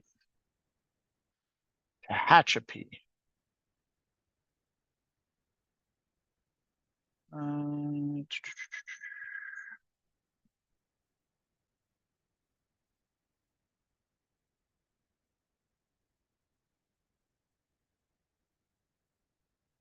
I can't talk to computers. Okay, so have we ever spoken to this person? No. Okay, let's see. Beth. This come in.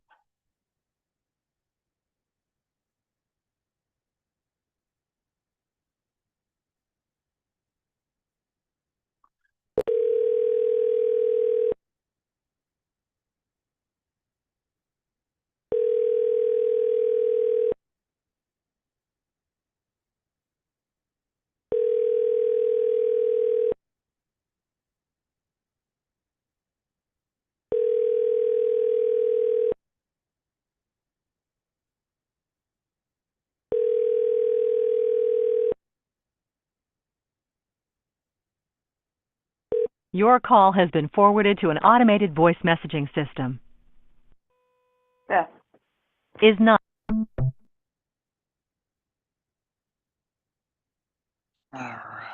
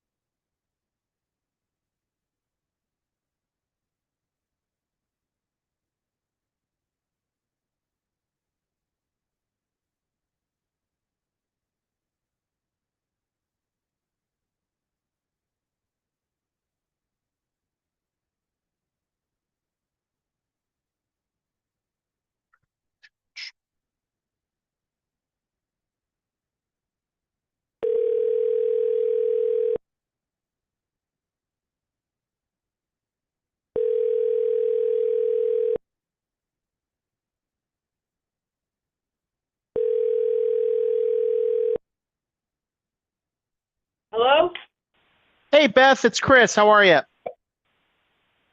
Hi, Chris. Who's Chris?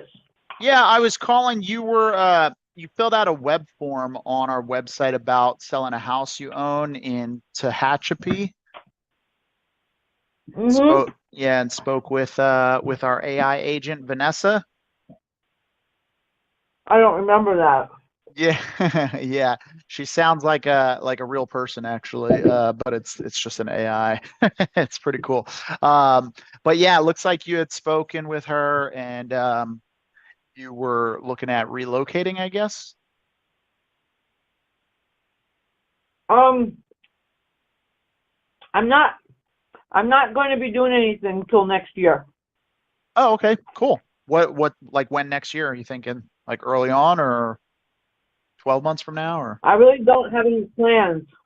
okay, got it. No worries. Um, You know, yeah, where are you thinking of relocating to? I really haven't thought that far ahead. Oh, okay. All right, got it. What is anything kind of prompting you to want to leave there other than, just going somewhere else? Yeah, it's too much work. A Too lot much of work. on the house, like it just needs a lot of work or Yeah, got it. yeah, a lot of work. A lot of work. I'm tired of doing it. It's a log cabin, so I'm having to Oh, reseal it. I just took my fascia off around the chimney, and we got to cut fresh wood for the trim because it was like old and cracking and rotting. And so I got up there and cleaned my chimney this morning, and I just have a lot. It's just a lot of work. It's a lot of squirrels, a lot of freaking holes, a lot of property. I don't want to deal with it all. It's yeah, too I much work, gotcha. and Yeah, I the don't have enough upkeep is just social life. say that again. The upkeep. Yeah, Yep. got it. Okay. All right.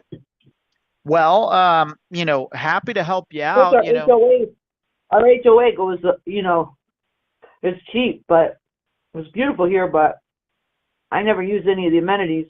Yeah. Okay. All right. How long have you been thinking about possibly selling? You know, the deal with it is the floor needs leveled in the kitchen. It feels like it's dropping.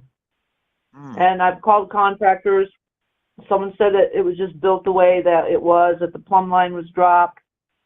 I feel like it's settling, and that's the deal. Got it. And Okay. the shower needs to be finished tiled out in the guest bathroom. Do you know about Bear Valley Springs where I live? Not off the top of my head, no. I mean, I can't say I'm super familiar with it. Okay, well, I'm outside Tehachapi. We just got put on the map as a wine region, but we have a country club, golf course, state-of-the-art driving range, tennis courts, brand new pickleball courts, Nice. market, our own gas station inside. We have gated, guarded police department of our own, fire department of our own, shooting range, 2 lakes, one they fill with fish for the kids. It's got everything in here. 2 dog parks. It's the size of San Francisco, pretty much, per city limits. Got Exactly, actually. it. Okay. Yeah, so there's a lot of equestrian people, a lot of horses, and the value is really going up. The reason why it's so low for these, homes where you could get anything here, because it's like 40 minutes from Lancaster, 30 minutes, 35 minutes from Bakersfield. So you're right in the middle. But you're up in the mountains, 5,000 elevation, and I get all 4 seasons. So I'm looking at an elk right now in my yard, just standing across the street. Oh, wow. That's So pretty we got cool. deer and elk and bears. Yeah, it's like living in the zoo. We've got our own rangers and our gym, and the kids get the inline hockey. And there's an equestrian center here we got like 150 miles of horse trails. So yeah, it's a paradise. It really is. But it's just me, and Yeah. everybody's like older up here. And it was built as a resort community in the 70s, Uh-huh. and then people started retiring up here. And most people that work up here, they work at the aerospace place, Mm. at the aerospace, in Mojave. There's a Oh, lot of okay. engineers, and Yep. then there's a lot of correctional officers and nurses, and a lot of nurses and the people that work at the prison, which is right up the road. But yeah, it's a secure, safe, gated, guarded community, one way in, one way out, and it's kind of like a big log. It's a bowl. You can't like walk in. I mean, it's like you got to go up. It's like a bowl. I don't know how to explain it. It's like the mountain just formed like a crater bowl. Uh-huh. And so you can't see in here. You can't like. Nice. I couldn't even come in to look when I was looking for houses, and I just saw it because it was so cheap, and I said I'll take it, and I didn't know it even had an HOA, and it had, all this stuff to do. Yeah. So. Got it. Okay. Veterans Association, and there's all kinds of groups, and we have two golf teams, the golf teams and the kids softball field, and it's unbelievable, to be honest. Yeah. It's the best kept secret in California. It's very conservative though, and it's like another world. My friends come up here thinking it's like a one light, shithole, and they're like, "Holy shit, you guys are gorgeous people up here." And I'm like, what? two of my friends said that. They're like, people are really attractive in this town. And I'm like, what were you expecting? Toothless, I guess, because I've been to Lake Isabella, and I was like, shocked. I was like, the ugly, toothless people walking around. But I guess we have a lot of attractive people, it's very white, all I can say. I gotcha. Okay. All right. Well, it's a little too white. Yeah, needs a little diversification. It does. I'm tired of looking at Trump flags. Oh man, that's funny. Yeah. Just a lot of them, huh? Yeah. So I mean, the deal to sell this would be someone who, wouldn't mind just making, checking the structure, getting the floors leveled. I just put, it's got new flooring. I ripped up all the old stinky carpet in the whole place. In the last 4 years, I've repainted every single thing, cabinets, inside, outside, walls 2 or 3 times to, clean it, and re-chinked all the logs, had to clean up all the sloppy chinking on. It's a real log cabin. Mm. But ideally, the person to buy this, because of my views, I want someone who had money, just to build my views are stunning. I've got views behind me, the valley, and then I can see down to the lakes below on the other side of the front of the house. Okay. So the views are really pretty. All right. Well, and it's just yourself that owns the property, or is there anybody else on title that would need to be involved? No, if you knew me, you wouldn't ask that. Oh, okay. All right. I just came up off my roof replacing my own, cleaning my own chimney with the flue, and it's a gable roof. But no, I had a head injury in the Navy, and I'm a veteran, and this is like my 3rd home, and I have another property that I want to build on if I stay in California. That just simple, easy. Probably get one of those little homes, but it's just me and my dogs, and I have my veterans pass. I could be living for free in the campgrounds. We've got 30 state parks in California, and here I am shoveling out, my little $3,700 a month that I get now, going all out. And I was making $100,000 a year, and now I'm unemployable because of shit that's happened. Supposedly they made me unemployable, and I never filed for. I couldn't work, so I went to physical rehab, and then I never filed for freaking what's that called? Disability. I guess I could have had both. The guys were like, "Why didn't you get?" And I didn't know, but so it's too late. Yeah, I haven't worked in 5 years. Oh, so I'm just got my little 3,700, and the water here and the trash is about 124 a month for like 1 unit, and then they charge you like $20. You got to drive your own trash down to this dump here inside the gate, and then there's like I said, all those amenities. We have an Olympic-sized pool, and there's everything. I mean, name it, we've got it. Shooting range, hot tub, jacuzzi, all that crap's in the Civic Center. Free pool for the kids, and air hockey, and all kinds of just crazy, tons of shit. Indoor basketball court. So it's just really spread out. Yeah. You would never in a million years understand how big it is. When people drive through the gates, they're like, wait. and then you go way up to the top, and you can, and they're like, this is all inside the. I'm like, yeah, you won't want to be here with a fire. Thank God we have our own fire department. Yeah. But they're going to hit everything from air. Oh man. Mhm. Well, it sounds like an awesome place. And, by the way, thank you for your service. I'm sorry to hear, about the injury and everything. And, I know it's Yeah. gotta be tough. But I don't want to waste my time. I don't want to waste your time. Yeah. I don't know what I'm doing. Okay. I've had a lot of people call me because I, tapped something about sell for cash with no realtor or something. Mm-hmm. And, I know what I want. I want more than probably market value right now. So, Got it. because I know what it's going to be worth. So, Yeah. What Yeah. are you thinking you want for it? I know that it's appraising, or not appraising, because once they get in and then they see, oh, well, maybe the plumb line was dropped like these contractors told me, because a guy built it himself that wasn't a contractor in 1979. It was a Navy elderly gentleman that lived here his whole, until he died in here.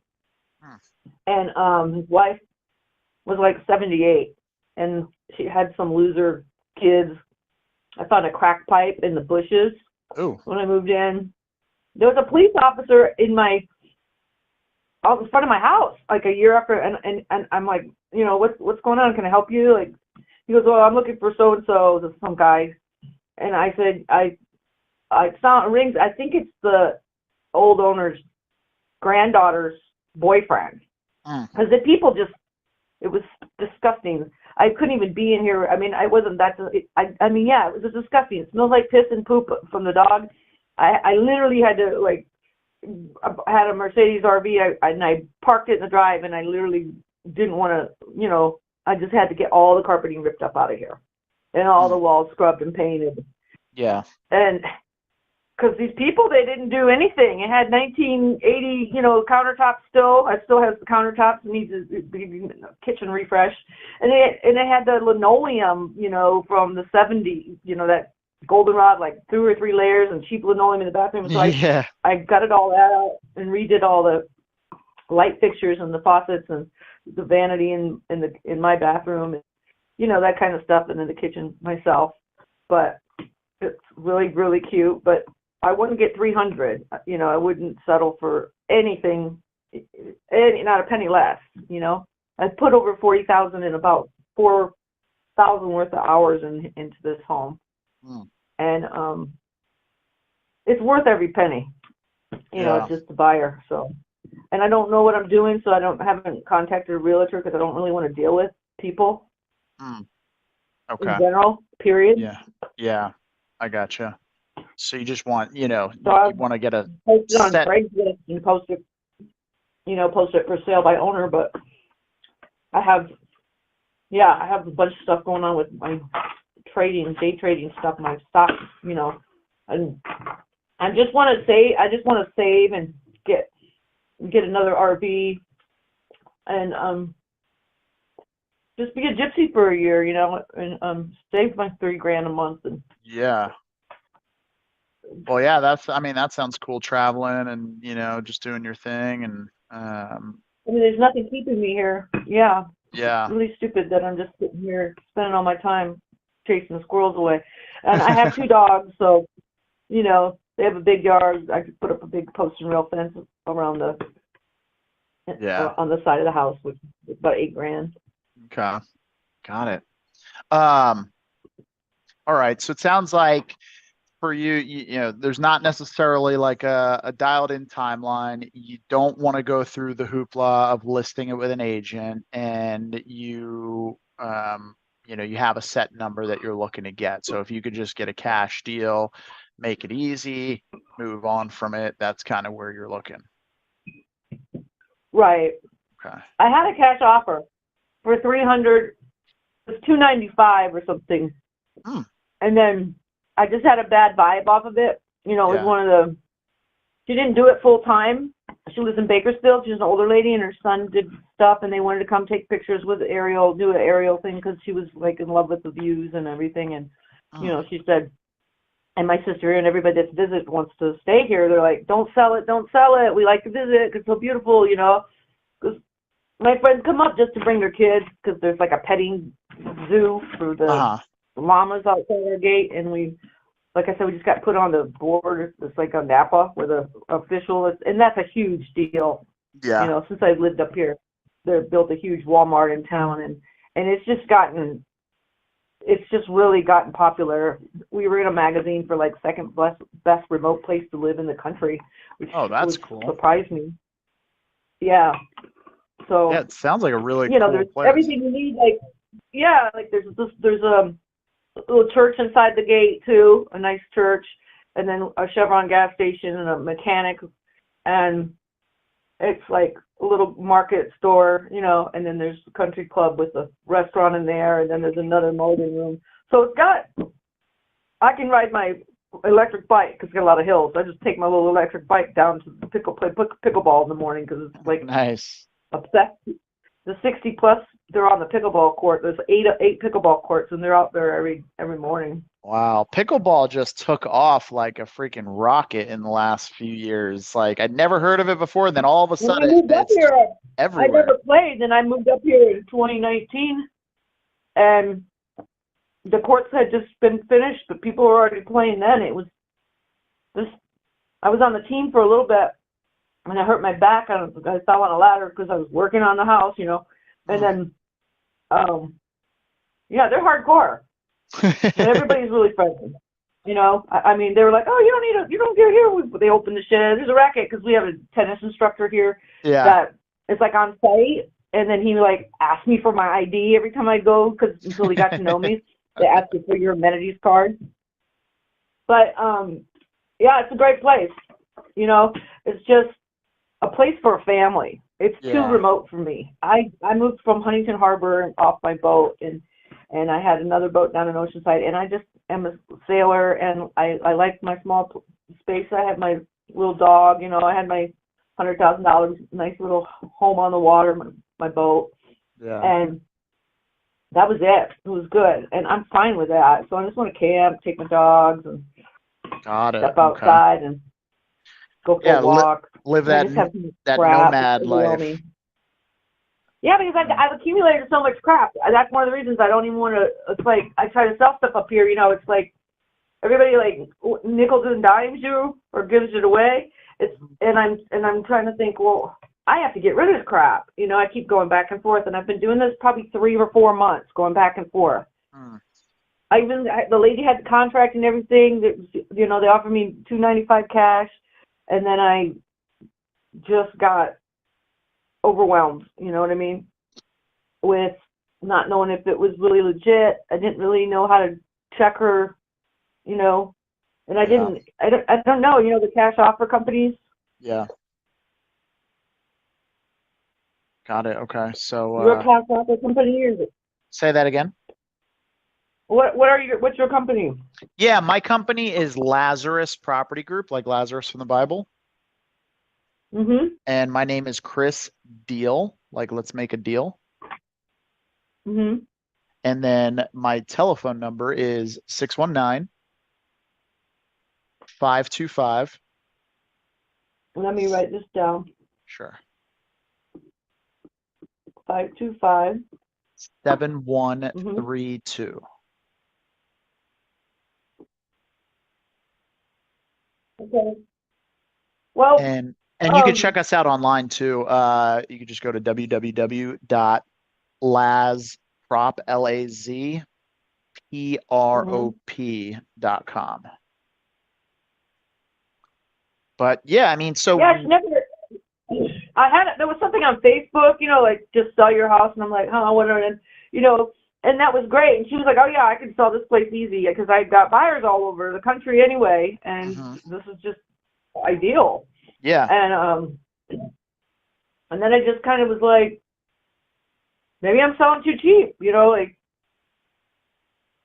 you know, all the houses are on hills, and everybody's got issues with squirrels and ground squirrels digging holes all over the yard. And, yeah. but, you know, as is, whereas I wouldn't have had to even clean it. Yeah. You know. Yep. But I don't know. I guess it needs to be more of a norm. Then by the time you do that, it's like buying stock. It's already hit its peak. Yeah. You're not gonna make any money. Yeah, yeah, totally.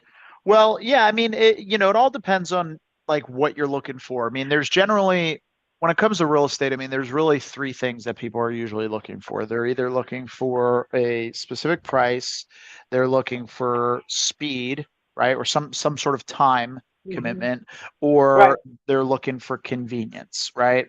And so right. you can never get all three of those things in, like the top of all three of those things in one scenario, right? So, if you're getting, Well, you can actually, you can.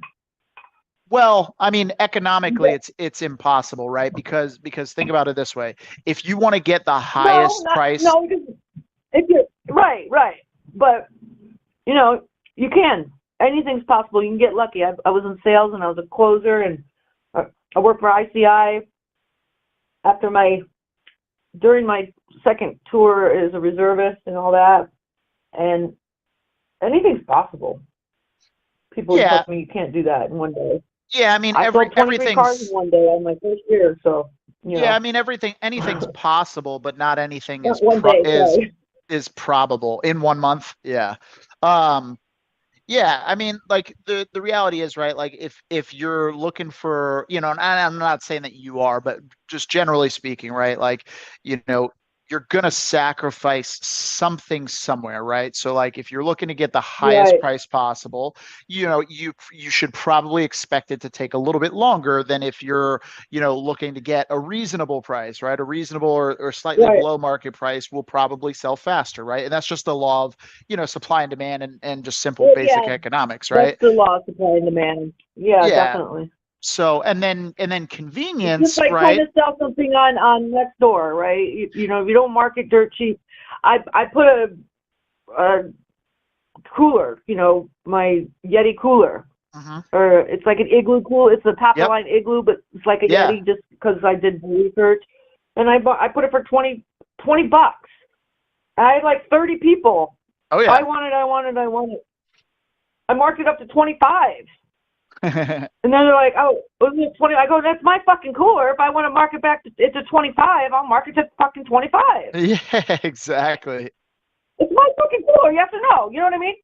Yep. I'm not obligated. Like I act like I signed on the dotted line. You know what I mean? When I almost didn't like buy the car or an RV. You know what I mean? And I end up doing it because I said I would. It's, So yeah, over $5. I paid $60 for the cooler. It's a $60 cooler. I used it 2 times. And you lowball yourself. That's why, in life you start high. That's why people that stick you to the ceiling, as they used to say. A few Hmm. years I sold cars. Yep. It's like 2. And but I worked for Volvo, Mercedes. I went to work. I started with AutoNation, and then my AutoNation closed in Dallas when I was going to. I have done a lot. Let's put it that way. You wouldn't believe Yeah. me. People don't believe me until they come over and they see, But yeah, yeah. So after the Navy, I put myself to college and I had a head injury. I had to relearn to kind of divide. I didn't know I had a head injury, so I didn't get service connected, any of that for like 15 years later. And I went back in the reserves, kind of break up the monotony. But yeah, first full circle. I went to school for interior design because I wanted to be an architect, but I couldn't pass the math, more advanced math, and I had to take algebra, basic 101 like 3 times, and I was in all advanced everything literature and all that in high school. But I just was never great at math. And then I got out of, I was personal trained and I had my own gym at 26, and I graduated from college and I owned a gym with 2 other guys in Turtle Creek right there. I was training the Dunnings, the Deasons, and all the wealthies of Dallas, and I Nice. had the CEO for American Airlines, and there was one of the guys I trained. This was back when Clinton was president. Jennifer Flowers was in that building, and I was like, "Who is Jennifer Flowers?" I was training in this gym, and I guess that was the woman that was having an affair with or something. But Yeah. then I moved to California and went back to personal training. So it's like all, big full circle. When you go to college, you spend 34 grand after your $10,000 GI Bill. It didn't, pay, and then you end up knowing that what you were good at, the whole time, and what you made great money at.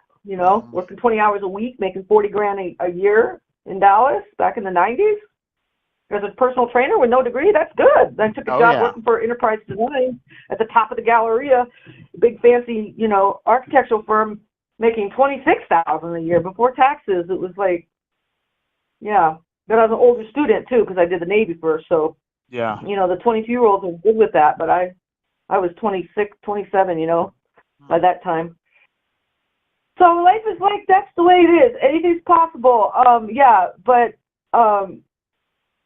what's going to happen is the interest rates are going back down. I know that I could transfer this loan to another veteran, by the way, Yeah, it's for unassumable. 3.25.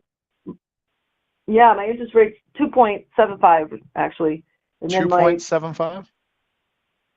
or is that on my car? I can't remember. Yeah, I was Okay. shocked. I was like, what? I thought it was 3.25. Do you know what it's like 2.85. Do you know what your balance is?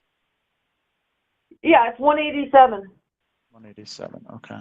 Got I had it. to refinance. They tacked another 12 grand on Mhm. because when I bought it, they hit me at like 6%, and I wanted to refinance. I didn't want. I was gonna. That's why I said go back and forth. I'm still planning to. I'm thinking I'd rather just keep it if I can't get. I don't want to undersell it. Yeah, I gotcha. And I could get 365, 370. A couple more years, I'll be able to get 4. But life is like, it's different. You have different values. It's not all about just owning a home when you're not living your best life. Yeah. Yeah, exactly. Yeah, no, I 100% get No you. one is here to witness me sanding down my logs and doing the grinding and doing the, you're so smart. You get your 40 grit grinder and now you dropped it to you're ending with your 60 grit sand or your 80 and staining and I cut every single baseboard a 1/4 inch round in here and spray painted it with black and it looks beautiful and used a miter box to cut my trim in all my bedrooms. Hmm. And people come in and they're like, oh, who did your floors? And I'm like, I did. And they don't believe me. And I've taken them to the garage and they see all my wood and my boxes and my table saw. And I'm like, but you know what? I got the table saw when I was 3/4 done with the cabin. I cut all because, just the ends, Yeah. just like the hallways and stuff there gets caught. So I was just cutting the ends with a jigsaw. Mm. I just, so it's been fun. It's stuff that I love to do. Yeah. But it's not fun anymore. I mean, I gutted my kitchen in my condo in Long Beach and, repainted that. And I've renovated 3 34-foot boats from the teak to the restaining the entire. I just love this kind of stuff. But I'm going to be 55 in the October 12th. And Well, happy I early want birthday. to go get manicures and pedicures and Yeah. go be a girl again, Just instead enjoy- of chopping wood, Yeah. cutting and fixing fencing and stuff. Oh, I hear Mhm. ya. All right. Well, I mean, in a perfect world, I mean, like, how soon do you think you might want to sell the property? Well, see, I'm still going back and forth, Chris, on the 300. You know what I mean? Mm-hmm. I got to see what's going to be happening Okay. because we're getting a lot of wealthy people moving up here. Yeah. And the average place is staying on the market up here 30 days. Hmm. And these are with realtors. And my views are way better than a lot of people. My friends have spent like the neighbors. They spend like $500,000-$600,000 on their homes, and they come over and they're like, "Oh my God, your views are beautiful. Hmm. We would have got this place." Just Yeah. use the cabin because there's enough room to put another house in the yard where the dogs now. So, but yeah, it's on 3.65 acres. It's 1,260 square feet. 3 bedroom, 2 bath. Detached garage is about 350, 360. It's got to be at least that. It's huge. The garage. Mm-hmm. So. Okay. No problem. I don't have any problems other than my kitchen. The flooring, it slopes. It drops 2 inches with the laser level. And I was underneath the house for the first year, trying to jack it up, like I did a bunch of research, like a quarter of a turn, because I called some guys that didn't even come out, and they're like, oh, 25 to 30 grand, but you have to sign a waiver that if we bust out your windows, because they don't want to drive up to Bear Valley Springs from Ventura, you know, all those trips. So I Yeah. go online, and it's a quarter of a turn, a quarter of a turn. I put 4x4s underneath there by myself and raised them up and busted myself in the head a few times. Got a concussion in the garage. It's been fun.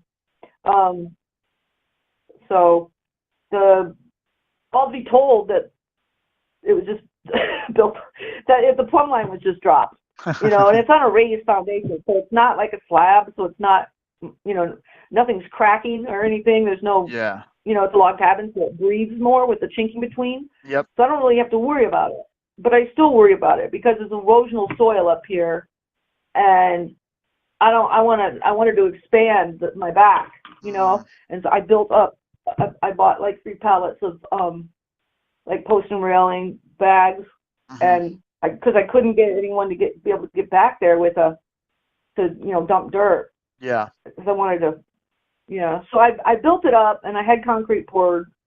I had them put dirt right behind because they took up the deck. There was a deck that was wrapped around, and the lady lied to me and told me it was water damage. Well, there were subterranean termites that were eating on the posts. Oh. And I don't know why she lied, because they're not in the cabin. You know, because I said I don't want anything with termites. Obviously, it's a log cabin, but there's no termites. I've had no termite issues at all, but they're in the soil. So you just, you know, you're on a concrete raised foundation. They're not going to get. They're the kind that crawl around in the soil, I guess. Yeah. I haven't seen them, but they just wreak havoc. And that deck, that deck. You know, they were asking 209 on 2017, and the deck alone, and I wanted the deck, you know, but they ripped it up while we were in escrow, and took all the window coverings. It was the elderly lady's scummy family.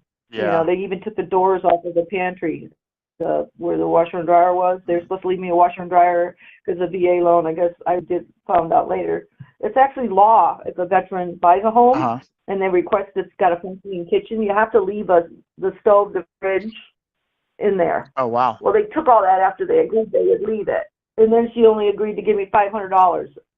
And I was on my Catalina 34 sailboat at the time, and I was really excited, you know, to get off the boat with my little dog before he passed. Cause he died about 4 months after I bought this place. But anyway, that's my short story, super long. Okay. All right. Well, yeah, I mean, I'm looking at pictures here. I mean, you know, the pictures, I guess these are from when. It's way nicer now. Yeah. It's way cuter. Everyone comes up and they go, oh my God, it's so cute. Okay. All right. So, you know, all the colors are neutral that I use in the hallway. It's lighter, you know. I didn't use any crazy colors. I cleaned up all the nasty chinking, and those pictures make it look so much nicer than it really was. The shit that was the stink, you know what? They had all the windows open, and then the realtor had the power cut off. Oh, wow. When I did the final walkthrough, and the windows, I couldn't tell how bad it stunk. Yeah. And they said they were going to shampoo the carpets. Even if they had, it would have been a waste of time. They didn't shampoo shit, so I just ended up ripping them all up. The whole everything was carpeted. So of course, then I had to, you know, take up all those little tack things. Yeah. And then I make my cute little baseboards. And I did 1/4 inch round because the logs on the walls, right? You can't use a baseboard. It won't fit underneath the rounding of the logs where it meets the floor. So the 1/4 inch round really looks nice against the black chinky. And then I did a tan, you know, the 1/4 inch round in the guest room, and like a green, like a pretty natural green. It's just an old cabin. None of this really matters. You know, someone's like me. I bought it because I saw the potential and I fell in love with the views and just all the amenities and just how beautiful it is here. I gotcha. Okay. And you said you did new flooring. What about like the bathrooms? Have you done any updates in the bathrooms? Yeah, but I did the bathrooms, and the fact that it dropped like it did, I literally did a backer board. I cut up the, you know, like Wonder Board. Yeah. If you go into Home Depot, that flexible Wonder Board. I used the flexible Wonder Board as a waterproofer. When I ripped up all the carpeting, there were holes in the floors. You could see outside in the closet. you can literally see outside where the chinking was missing. It was pulling away. It was like, it shrinks up after a while. Uh-huh. So I redid all the corners with the insulation and foam. I got that really expensive spray foam for the attic in the cans. It was like $1,000 with the applicator and everything. It was like $900. Yeah. And that's still sitting up there. I put new insulation in the attic. Well, half of it. The other half wasn't so bad because it was like, it wasn't up to code. Mm-hmm. I wanted it thicker. And it had dead mice and rats, liquefied shit up there Oh, jeez. in the attic. And I repainted the whole place, literally repainted, and took all the doors off the kitchen cabinets, took them outside, sanded them down, and they weren't solid wood through and through, so to speak. Mm-hmm. So I painted them, and then I just bought some nice hardware and got that little thing and just Got it. put handles and made the kitchen white. But Okay. it needs a new kitchen. If I had the money, I really would. I just got the kitchen and pull up the flooring that I did in there because it's got some really nice, the higher end flooring in the kitchen area. But the cheaper, like Traffic Master throughout the house, Mm-hmm. but it's a nice oak color. I actually like this color the better than, and then when the price, I was like, wow, this is my favorite, and the price is great. So I got Yeah. it when it was on sale, and they were discontinuing it, and I still have like 9 boxes in the garage because I was going to redo the hallway again because I laid in the guest bath, and I wanted it all on one level, and I gutted out the fiberglass corner, nasty, moldy shot. It was just gross. It was one of those quarter unit moldy ones, like molded. And Yeah. I wish I hadn't because that was a total waste of money. I guess I thought I was rich for a second. Then when you're cutting out fiberglass, a perfectly good shower, I'd taken the doors off and then got one of those corner round bronze rods and hung a barn, like shower curtain. Uh-huh. And I wasn't happy with that. So I had to take it one step further and make it harder on myself. And I took the jigsaw and literally cut the fiberglass shower out of the corner, and behind them was just the studs because it's a fiberglass. They don't need to put drywall, Yeah. which you wouldn't put drywall anyway in a bathroom. So now it's like I've got backer board up there for the most part, but I need a plumber because the faucet, I can't get the faucets on the walls of the shower off, and I need to finish, have the shower tiled out, and that's it. And I probably I was going to pull the vanity out and put a pedestal vanity in there, or new little, in the guest bath. Got it. Okay. But I put a brand new toilet in both the bathrooms, Uh-huh. new toilets, new faucets, new light fixtures, rewired some stuff, took off the ugly fan that was there because they had those ball light fixtures just stuck on the ceilings, the cheapest ones with chrome that Yep. Oh, yeah. you could see the picture if you look. And then the fan hanging, I took all that out. But no, I went to school for interior design, so I love working on it's. I don't have anything else to do. My doctor told me it's good for my head, my TBI and my ADD, so he was right. I'll just drink myself to death probably. I quit drinking. If you have nothing to do, idle hands are the devil's workshop. That's what I say. Yeah, that's for sure. Yeah, you got to have something to occupy your time It's with. good to have purpose. Yep. And I don't have, I don't have purpose, but I do have purpose. This cabinet was my purpose, but it's lonely. Yeah. Yeah. Got it. Okay. All right. Well, going back to it, I know you said you weren't really sure, might sell next year, don't really have a place where you fully have, Good old Chris Deal, number one in there, aren't you? say that again. You got to be number one performer there. Yeah. I like to think I know you am. are. Well, it runs in my family. My one brother passed away a few years ago, but we weren't raised together. He was raised in a foster home, but they were great at sales, and it must be. I'm Italian, German, and English, so I think it's the Italian thing. But my head, but I, it's a time that I didn't talk as much. People are like, "You not talk? Oh, first one talks loses." Remember that deal? Yeah. But it's the only time I but I wanted. I enjoyed helping people. It wasn't, scamming people, ripping people off. I just want to Yeah. listen and give them what they wanted and make Yeah. a deal. Yeah, exactly. I mean, But that's the thing. It's for gotta the make car to sense. get a call, Say that It's again. got 2 doors, right, Miss Smith? Yeah, well, so Miss Smith, you said you wanted 4 doors, right? 4, yeah. You said you wanted blue, right? Right. 4. Okay. Do you want to pay cash or do you want to finance? A, B, or C answer, never yes or no kind of thing. Yep. Oh yeah. Feature benefit walk around. It's all pretty much basic because when I was selling personal training packages, I enjoyed selling personal training, so I ended up with so many clients. I got the couple guys that work with me at Bally's, and I said, "We're going to open a gym. You guys come work for me. I'll pay you Nice. better than them." Yeah, And right. that's what we did. A little studio right there. It was a 1,200 square foot studio, and size of this cabin. Well, a little smaller, but Nice. good times. And I was only 26. But Wow. sometimes when you have ADD, you do a lot of different things. You get bored and then you move on. But I make a lot of dumb financial decisions selling my RV for 55, and people had it turned around and sold it for 72,000 2 years after. When this COVID market and the chip shortage and all that. Yeah. That sucked. I cannot. And that was 4 years ago, and I'm still talking about it. Oh man. But anyway. Yeah. Yeah, COVID it was a had. nice little diesel Prism, I put $30,000 down on it. It was I beat the salesman up, got him down from 72 to 65.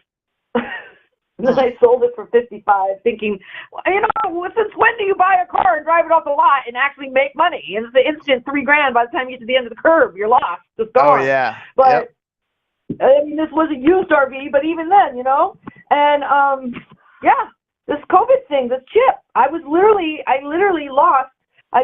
sold it. The mice and little shitters started getting in there because I'm in the country, and then I had the RV, I had the van too, the Sprinter 2500. Yep. Or the 1500. No, was it the 15? It was 25. Yeah, I can't remember. My RV was a 2500. Well, anyway, they both take the same 12.5 quarts of oil, which is a lot for diesels. Yeah. They were both diesels. 3,500 and 2,500. Anyway, life was good, and now I have a car payment. How did I fuck that up? Don't even ask. I blew the transmission out on the Sprinter van, bringing concrete, post and rail and gravel, trying to build up behind the house. I just haven't put one bag, and they look at me like they're crazy. I go, what? I took the seats out. It slides open. Just slide the bag in on your little forklift, drop it in, and I'm going to drive home and get my little wheelbarrow and scoop it out until I can, dump it those 2,500-pound bags for $15 after you return the bag. It's a good deal. So I shoveled about 10 of them around here, sand and gravel. Yeah. It was a lot of work. Anyway, my transmission went out on the van, and that was a dumb. $10,000 for transmission. I had it. It was better than putting $10,000 down on a Tacoma and paying sticker for a 2-year-old truck. I have never made such stupid. It happens as you get older. It's like your injuries and your brain. And I had multiple concussions and scars and stuff. I was a explosive ordnance team 1 in Seal Beach 2, and then I was in Iraq Desert Storm. But I went in 1988, and they made me I was working with the Seabees, the builders, But then I was on the Gulf, and I was actually I was on a floating dry dock, which went nowhere. Then second 2 years, I went on the USS Holland, and we did the Transpac across the equator, got the shellback, and did all that, and then moved Marines around over in the Gulf. And it catches, after a while, your body. I was bodybuilding, that's how I got into personal training. I was fitness coordinator on the ship. And after a while, if you don't work out, body emotion stays in motion. I never in a million years, I think karma was coming back to me because I was, hard on I had a lot of older clients when I moved to California. I specialized in physical rehab at the Bolsa Chica lab, Bolsa Chica Rehab in Newport Pacific Club, and then at the Linda Evans. And those women were tough. They were badasses. And I know why they call me Military Mary now. I wish I had a trainer like that to someone to kick my ass. Keep me. Because things hurt. and it's just not any fun anymore working on, Yeah. Doing things for what. Yeah, I So, hear you. so if Well, you see numbers that say make that any again. sense, give me a call back. If you see some numbers that make sense, if you Yeah. think that you could do more than 3, or you could do something, Yeah, I mean, let me know. is there any world where you're considering listing it on the market? What do you do? Cash offers, or you enlist it on the market? Well, we do cash offers. I'm just curious, like if you've completely like discounted that as an option, or is that something that, could possibly still be on the table for you? If I had someone list it myself, if I list it on the market, it's just going to waste another year of time and another, paying out the stuff, and HOA is going to be due for $2,400 in August, and you got to pay it in full. They don't let you don't put it in your escrow. Mm-hmm. And the only thing I use here is the gym, maybe twice a month, Yeah. and shoot pool. And I went to the pool one time this year. Okay. So there's, Financially, I can't afford to enjoy. I can't afford to go out to eat. You know what I mean? yeah, That bills that stress me out. got it. Okay. All I right. just lost my dog to cancer after spending $1,600 and just finished Wow. paying that off. So yeah, financially, I like to have my nest egg, Yeah. Got it. and Okay. I don't have my nest egg anymore. Yeah. Well, So okay. as much. So going through the hoops of listing it is not really something you want to deal with. You got this 300 number that you want to get. I mean, like, is there an ideal timeline for you where, would you want to see it sold by, December? You'd want to see it sold by March? Like, when are you thinking you would want to be done with it, move on, and get the money in your bank account? When that's the thing, I'm all by myself. You know what I mean? Yeah. My brother dad passed away, and we were, close for not being raised together. We got to know, over all these years. But my issue is, when do I get how do you get money to move your shit into storage, or to get your RV, and where do you go when the place is sold? And my issue is, like, gotta get a garage, have a garage sale, or have a sale and get shit sold, or move Yeah. it, or leave it, because I can't move stuff, like the heavy stuff myself, with like I used to be, like, literally take a big dresser, take the drawers out, flip it up on the dolly, and move it in and out. I put my own fridge and dryer in here, Uh-huh. but I can't. 5 years, for some reason, really, you lose your muscle quick between 50 Yeah. and 55. Yeah, it It's starts weird. atrophying pretty fast. Yeah, I mean, I'm only I'm shocked at 42, myself. and I notice diminishment like relatively quickly if I take a week off of training at all, and things start to soften up pretty quick. So Yeah, but like even yeah, it's like even yeah, it's just crazy. I taken the well, then I had a high creatine count in my blood work that I got done last month. Mhm. I take well, it's amino acids. Your essential and non-essential too. Yeah. The like lysine and all Branch that. chain, branch chain aminos. Yeah, you 3 branch chains, and but it's called like collagen. But really, all Okay. collagen is one simple ingredient, is a bunch of your amino acids. Yeah. Actually, all of the ones that your body makes, and the ones that you don't you get externally from, like, food and stuff.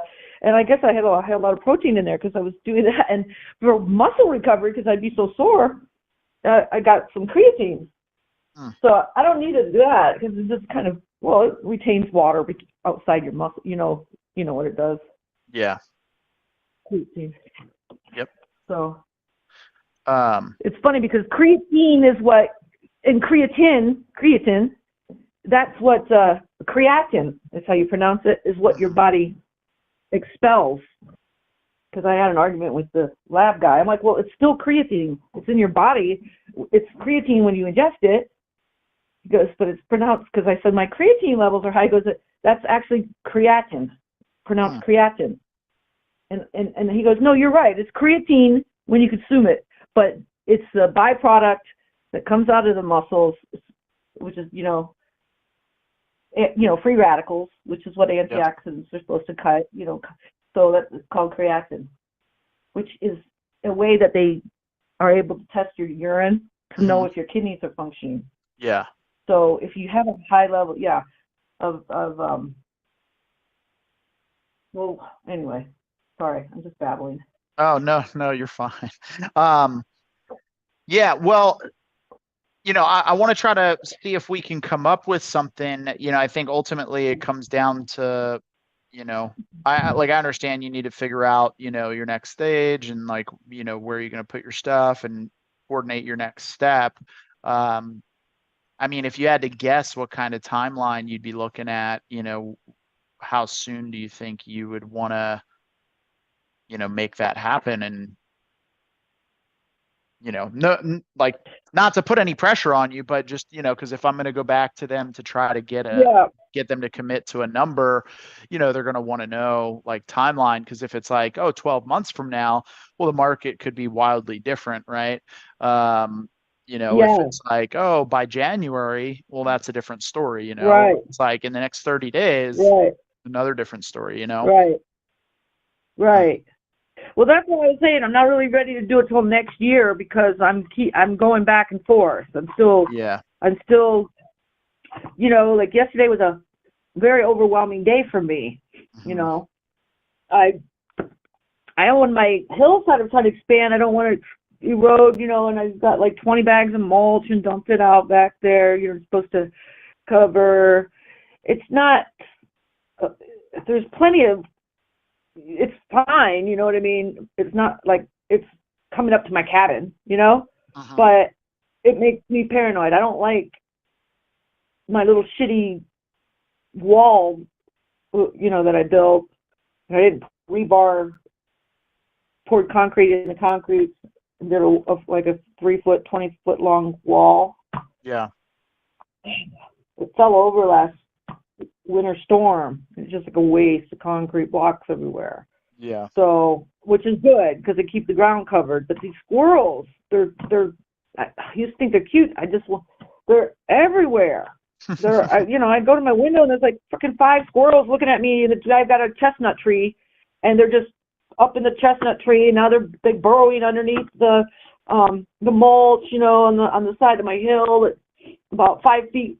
Well, I have a concrete poured, but I don't know if they're doing trails, all around underneath my foundation as it is. It's been like this, but I'm getting paranoid that, they could be wreaking havoc on making tunnels underneath this kind of stuff stresses me out. I'm walking in my kitchen, it's kind of sloping down. Yeah. And I took a laser to it. It hasn't changed. But I had to redo my flooring 3 times. I bought this one material in my bathroom, in the master bath, and I couldn't get the shit to. I got this really expensive, the nice wood-looking planks, remind me of a dock. Yeah. And I did a nautical theme in my bathroom, and I literally I cut and I built it up, which I should have. I don't know what the hell I was thinking. My aunt came to visit from England. She's like, "Beth Ann, what we do in England is we just, you put rugs down, and I go, that's so good. That's what? Are you kidding? But it made sense. It's underlayment, step it down, because that's the way the foundation is. That's the way the plumb line is. And it would take me nothing if my back wasn't bothering me, just to pull up my flooring, and put some extra insulation and kind of step it, or pour that self-leveling crap and level, and it would be perfect. And I'd be psychologically so much better. I'd want to live here forever.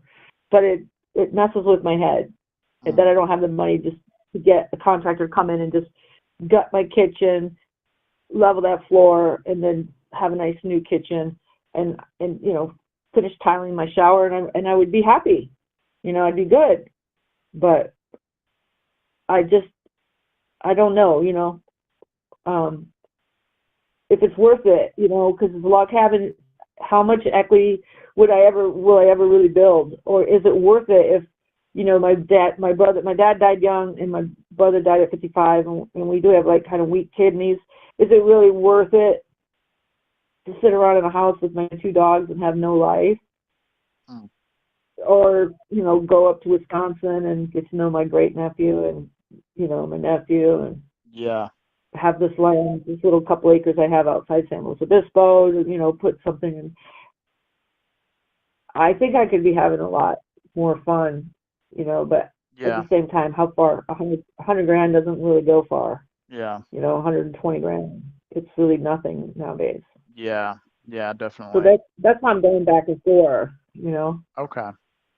Well, it sounds like you still have a lot to think about on, whether you even want to sell or not. So, I think what was probably That's best. The problem is I would sell if I wasn't thinking, my mom thinks I should sell. My sister thinks I should sell because it's just me and I'm not a spring chicken anymore. And they worry. And they live in Wisconsin. I don't know why, because I was raised in Michigan, in Traverse City. It's beautiful there, but Oh, I have a friend in Traverse City. Right on. Yeah, that's my hometown. Nice. But yeah, #1 millionaires now under 30. They said more millionaires under 30 years old live in Traverse City. I watched that or heard that on the news, like 7 or 8 years ago already. Weird. So I know, interesting, huh? Because it's pretty. Yeah. I guess I don't know. You'd think it'd be Austin, Texas, or like techie place, where they would have more. Anyway. Well, I mean, we'll be here. We'll be buying, whenever you make that decision, and then once you decide, hey, I'm ready to pull the trigger and I'm, definitely want to sell, then we can do the best to, get you the best number we possibly can and figure it out, I guess. What are the steps to actually get me in the mindset of getting the ball rolling, of saying, okay, this is going to happen, and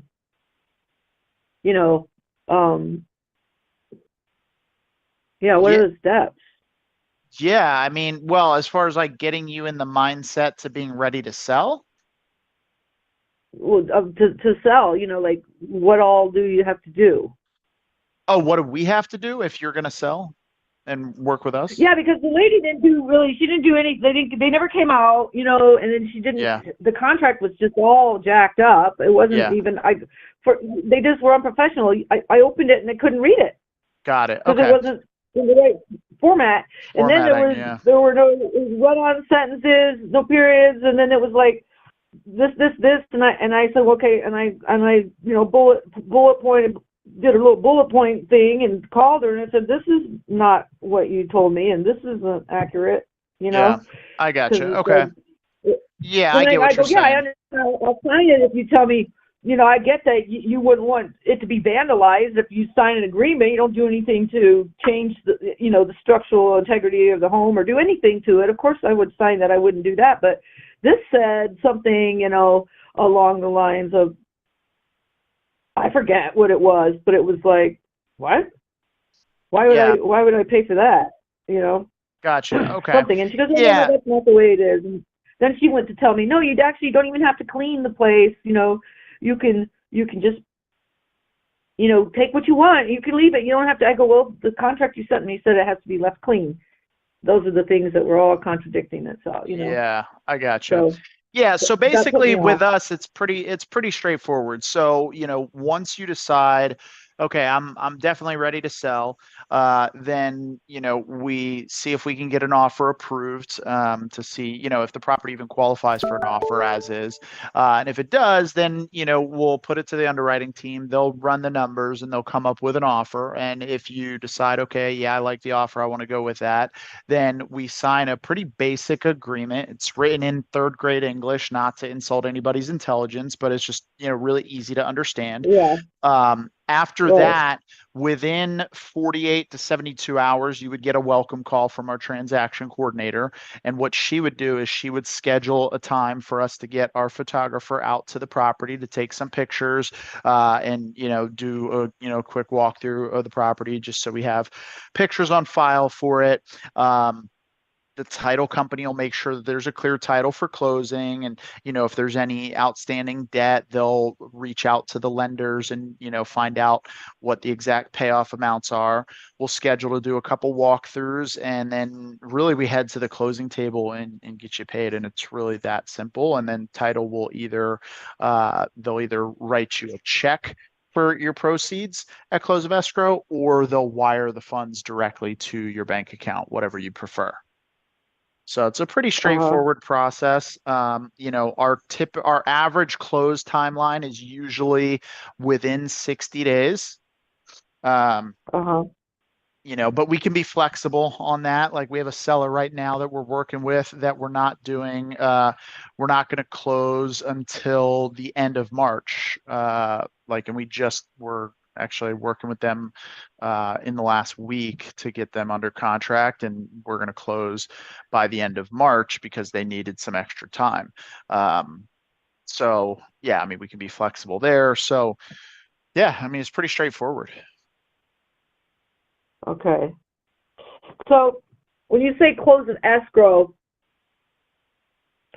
how does that work? Because like when I bought my place, right, and I used my VA loan, I didn't have to pay for the closing costs or anything. Of course, I'm not going to be paying for any of that stuff with a cash offer. That was another reason, Yep. Basically, when this is a question. So like when she moved out, they had all their stuff moved out, and then they broke the contract by taking the stuff and only give me $500. I guess I could have set my foot down and said, no, I can't buy a new washer, dryer, stove, and fridge for $500, right? Yeah. But I took it. But they would have ended up having to pay, right, a couple grand. Yep. Or they would have had to move all their shit back in. Yeah, there's, and not that's the thing. When you're buying with a VA loan, there's a lot of contingencies that the VA loan has in place to protect you, so you don't have to deal with any of those types of issues. So, I went ahead and said, okay, because I wanted to move in, and I didn't just say, no, that's too bad, because she was like, oh, the girl, she's got her wits in, she's not really making anything, just pulled my heartstrings. Yeah. And they lied about all kinds of stuff, so it's just like, really, I don't know. My point is are you there? Yep, I'm here. Can you hear me? How do you know when, like, if I move all my stuff out and everything, and then when I start selling all my stuff, and then what if something goes wrong, or how do I have a guarantee that that's what I don't understand. What do you mean, a guarantee that we're going to close? That we're going to close, and I'm going to get the price that, because you signed the contract.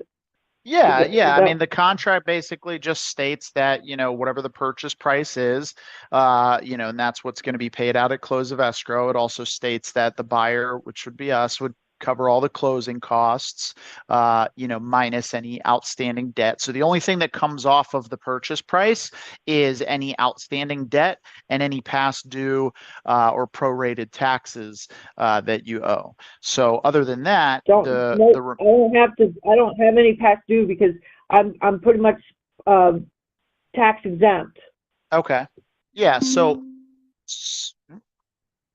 And I've never been late on my payment. Well, I was late because they transferred to a different lender once, and they're supposed to take that off because they had a different account. I had an extra account, and I called in and did hit one because it was the only account I've had on file, and there was another checking account on file, and it didn't go through. And then they let me know that it was over 15 days, and I'm like, well, that's not my checking account. I don't know what that account is, but it's not me.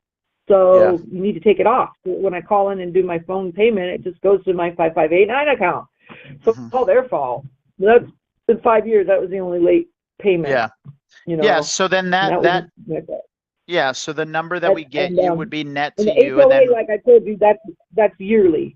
Okay. So whoever buys the cabin, they have to pay that themselves. That's just the way it's set up here in Got Great it. Valley Springs.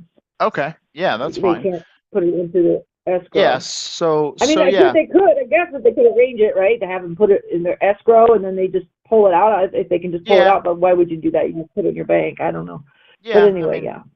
yeah, and we can figure all that stuff out. I mean, it's not super important at the moment. I mean, basically what they'll do, the title and escrow company will just facilitate all of that stuff, and the contract just has all the clauses in there.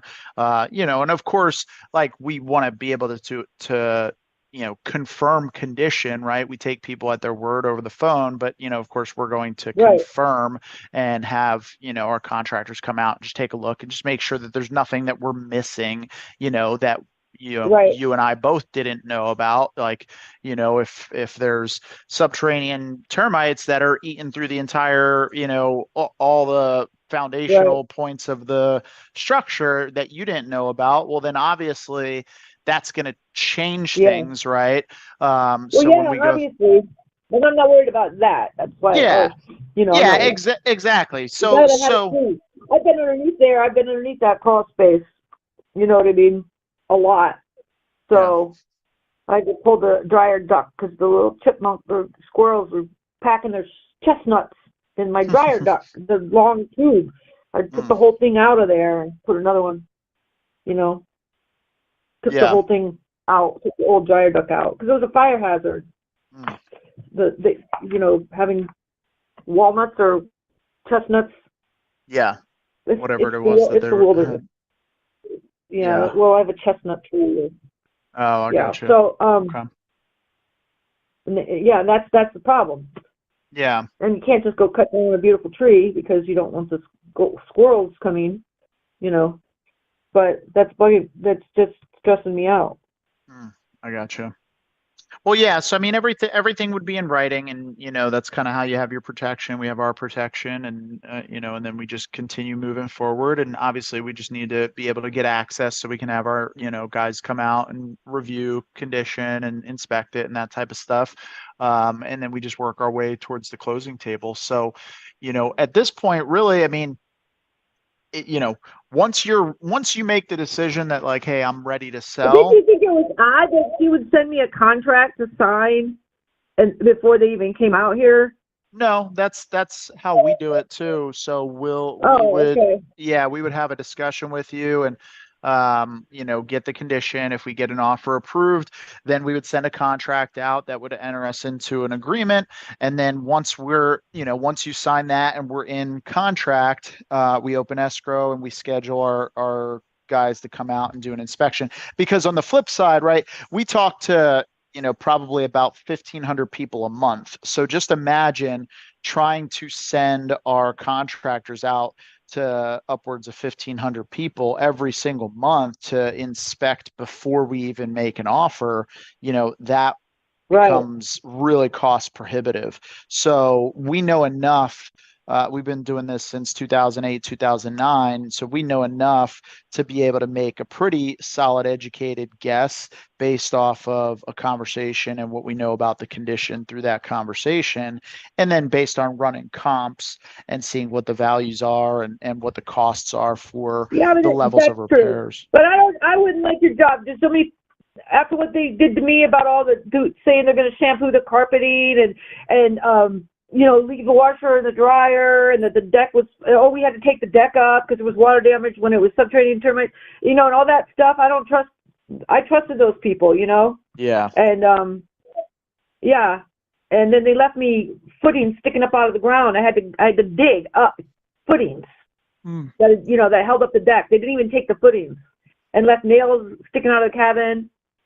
It's just, So. Yeah, sounds tough. Well, I mean, whenever you're ready, I mean, we can work with you on it, and figure out, what makes sense. Well, you asked me what I was hoping to get. What were you thinking by just glancing and not knowing about any of the amenities or anything? You would have given me some offer. I would have been like, what? Honestly, Because so I'm not the guy that runs the numbers. I'm, I'm the last stop before it gets to the underwriters. So my job is just to, get on a phone call and, gather all the data about the property and the condition and everything. And then I submit it to the underwriters. And then what they are going to do is they're going to run all the comps. They're going to plug into their spreadsheet, and plug in all the numbers based on, okay, we're going to have to do, this much square feet in flooring. We're going to have to do this many bathroom renovations. We're going to have to renovate the kitchen. We're going to have to do X, Y, and Z. So they're going to plug in all those numbers into their spreadsheet that they have. And then it's going to tell them, it's basically kind of like a stoplight system, right? The system, once they plug in all the numbers, it'll come up either red, green, or yellow. And red is like, it's not approved for an offer. well, they want to put, yeah, because like I was gonna say, that's why I was like, I took in the fascia, the corners off the Yep. off the chimney Uh-huh. because I'm heading to Home Depot after we get off the phone, and I'm gonna cut them. I took the old ones because I'm gonna cut them exactly the same, where the angles. I don't Yep. have to measure and dick around again. Yeah. And I got the pre-treated wood, but I got the stuff that's a little thinner. So I'm Mhm. gonna go get the wood, and I've got the color out here. The color on this that I got on the matched the color called like chocolate covered pretzel. It's a really nice brown. I like it, and Mhm. I put new vents on the crawl space underneath, like the little vents, for ventilation that Uh-huh. they had. Yep. There was a screen, this like chicken wire screen. And I Yeah. put brown. I was like Christmas in Home Depot. I was all excited because it matched the color. It happened to be the only vents that were painted that weren't just raw metal, Mm. and they were the exact same color as my chocolate-covered pretzel brown. I mean, Nice. exactly, exactly. It blows my. I was like so excited. So yeah, like little things like that. That was one of the reasons why I hadn't accepted the offer or gone through that with that in a way. It wasn't just that, but I wasn't really 100%. I wasn't comfortable with I didn't understand, and she didn't do it full time, Yeah. and it just was like I don't want to get left hanging, or Yeah. it just didn't. They were kind of I like a mom and gotcha. pop. It wasn't a big Yeah. company. Kind of fly by There was a night. lady in a. Yeah, I don't know. I don't say fly by night necessarily. I think she had some sort of. I don't know. Yeah, but she worked what? She worked a different job during the day, Monday to Friday, and I don't feel like they Yeah. could have got me the Yeah. amount of That's get it done. When you can't talk to you from 9 to 5 because you're working another job that has nothing yeah. to do with what you're doing. Yeah. That's what I Exactly. was I put off gotcha. by. Does that make Yeah, sense? yeah, 100%. I totally can appreciate that position too. And yeah, I mean, we've been around since 2009, and this is Yeah, full I mean, I time. didn't This even. is all She we didn't do. follow up. I could send you the contract they sent me and everything. It just was. She didn't really follow up with some of the questions I had for her. Mm. The website again, and it was basically something off Facebook. I think I responded to, and she contacted me, so they had something, and maybe they're legit. But When was it's her this? loss because she didn't communicate very well. Yeah. A month and a half ago. Oh, okay, got it. And you had signed a contract with her back then, or? No, I never signed it because she had to resend it back because it was in some scrambled format. Oh, And then got her it, got son it. sent it. Then they sent it back again, and it still wasn't. It still was kind of spotty, and that's when I said no. If you can't do a contract, I'm not doing business. This is bullshit. Yeah, I So you can't gotcha. even type up a contract. Like you couldn't even do it right. What the fuck? What is that? What is that? Yeah. What is that? Yeah, I mean, So I was we've been like You, we're you, we're if I probably said it, locking if up. I said you the first one, you'd understand what I'm saying. It Yeah. wasn't like typos or anything, but she left things in, and then she told me, well, this is from a contract that is a different contract, but but the laws have changed, and and I just copied and pasted, and I don't know, and nobody, Yeah.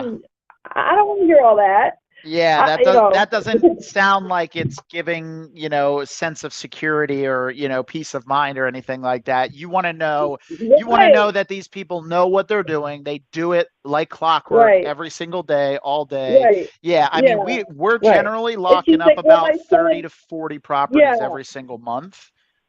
So Right, and her son was like, she's like, well, my son's got a drone, you know, and he does this or something. He's a banker. I don't know. And that's why I didn't go through with it. If they had been, I like her too. I mean, she's a nice lady. We talk, you know, and she seems like she doesn't seem like a scam artist or anything. It's just that I just don't have any faith in the, you know, the process with her. Yeah, well, it's like your Mercedes Sprinter van. It's like you could pull it up to, you know, if somebody was like, oh yeah, I'm a Mercedes mechanic, and you know, and you just pulled it up to somebody's house, you'd be like, wait, what? Like, right. So yeah, I totally get that. Yeah, yeah, and she didn't really, and so I didn't sign it.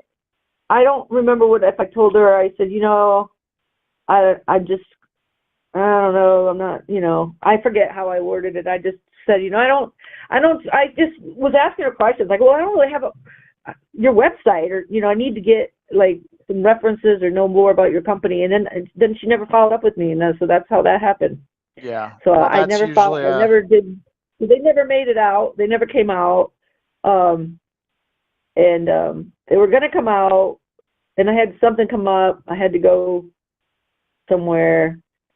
Yeah, and then after that, I had questions for, you know, and yeah, so it just kind of fell off the radar. Got it. Okay. All right. Well, I mean, you know, I don't want to pester you or bug you about it or anything like that. You know, if you're, you know, not in a position where you're ready to sell yet, I totally understand that. And, you know, it would make more sense at that point for us to, you know, stay in touch and then, you know, connect, you know, closer when you are ready. And then, you know, but once you're ready, you know, we can certainly get it over to the underwriters, have them look at it and, you know, see what they think makes sense. And, you know, if we can come to a number that's agreeable for both of us, then, you know, we can make it happen and move forward, you know, on your timeline. Well, for me, it's not. That's the thing, is I don't have a timeline. Yeah. And so you were dealing with people who are like, oh, well, you know, our kid's graduating. We're going to wait till our kid graduates, or we're going to wait till we put a mother in the old folks home, or wait till, or whatever. And, you know, I get my job transfer. I don't have any of that. Okay. So for me, it's just about the bottom number. Okay. So then let me ask you this. I mean, if we could get an offer approved and they were able to come to a number that made sense for both of us, would you be ready to move forward with a purchase agreement today? Yeah, if they can, yeah. But, you know, then all of that's also contingent about, you know, like I can send you pictures of the cabin and stuff, like I did you know, I did send her pictures and stuff. Yeah. You know, she was more than happy and was very confident she could get me more than my asking, you know, more than the 295 that, you know, someone had said, oh, ask to get that. And my sister was like, no, you need to get way more, get it more than that. And I go, well, that's maybe with a realtor or whatever, then you have to take that commission off. Mm-hmm. So if you guys come up with a number, like I said, over 300, that I'm not feeling like, oh, you know, I'm getting gouged, because once you see the place and everything, you appreciate it a lot more. I gotcha. You know? Yeah, I mean, you know, at the end of the day, I mean, it, you know, it obviously has to make sense for everybody involved. You know, I think, you know, 300, I mean, just, you know, again, I'm not the underwriter. I know there's not a lot of log cabins out there, you know, that size that have sold in the last 12 months. You know, there's like, well, there's not any for sale, but they are quite the commodity. Like if you go up to Big Bear, they sell for top dollar. Yeah. Because people like the quaintness, you know what I mean, of them. Yeah, for sure. But I mean, so, yeah, in Bear Valley Springs, sorry, say that again. Right. But we've got a lot. It's way easier to get up here. That's why I picked, because I looked at places up in Big Bear. Yeah. And this is way nicer, way easier, nicer drive. It's just way more beautiful. It really is. It's more beautiful for sure. I mean, all you got up in Big Bear are some slopes. They don't have elk and bears and bobcats. We have a driving range, a gorgeous drive. My buddy who owns the Eaton's Golf Shop down in Long Beach, Lakewood. Mhm. He came up here and he was blown away. And he just got back from Italy. He was going, people pay him to go. He goes with his brother who owns a Mercedes dealership to golf because his brother wants to be on his team, and he's golfed all over the world. And he blew my mind when he said it was a pretty nice course. He was shocked, because some famous golfer guy that played, I don't know the story, something about San Diego, designed the course. So it is beautiful. And if I had more money, I would just stay. Yeah. But I just don't have money. It's just, yeah. I gotcha. Well, yeah, I mean, like how I know you said you wanted to get 300 for it. I mean, Yeah. how flexible is that? It's not. I told you that at the beginning of the conversation. Okay. Got it. Yeah. So Well, like I said, if you do the numbers and it makes sense, then call me back. Okay. But it's got to be 300, or I'll just sell it on the market, and I know I can get 340, 350, yeah.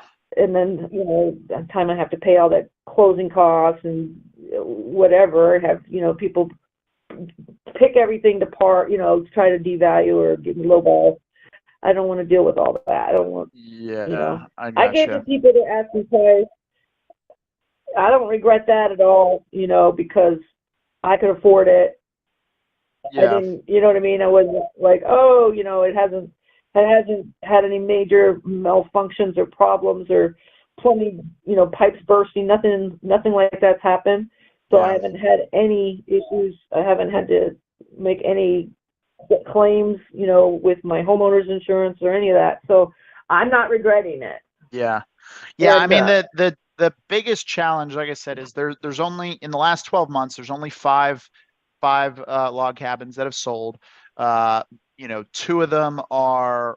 of them are substantially larger. One's like 3,500 square feet. The other one's like 2,900 square feet, and then there's one that's like 2,200 square feet. Probably, and people know, you have to have them.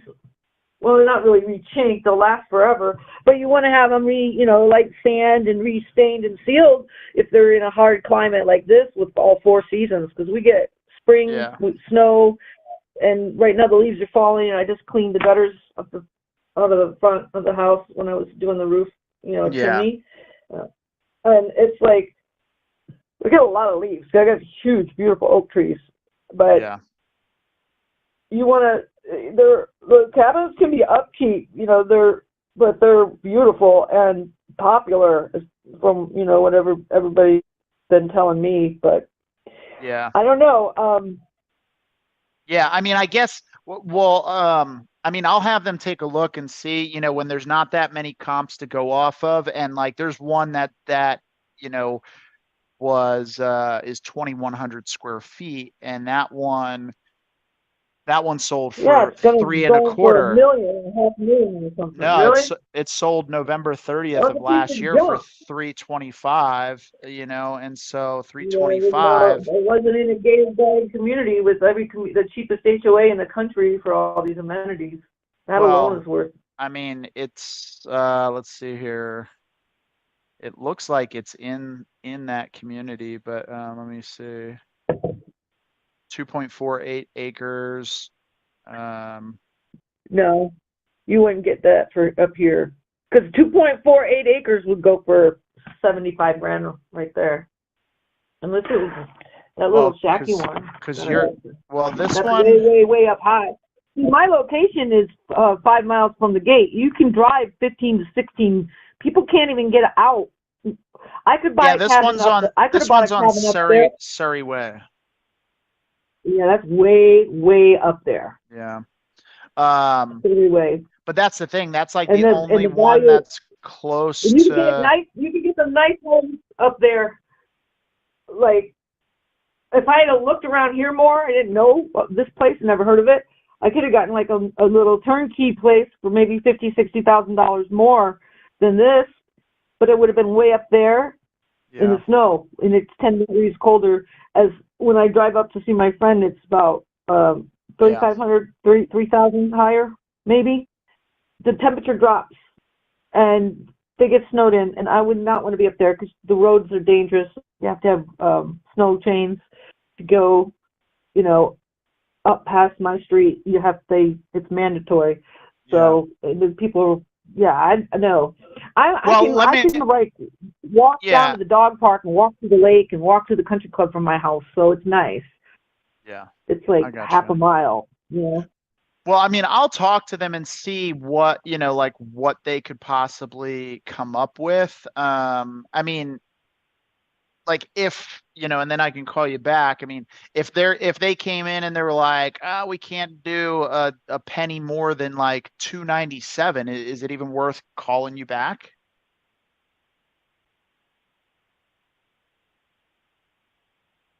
Well, I don't know. Probably not.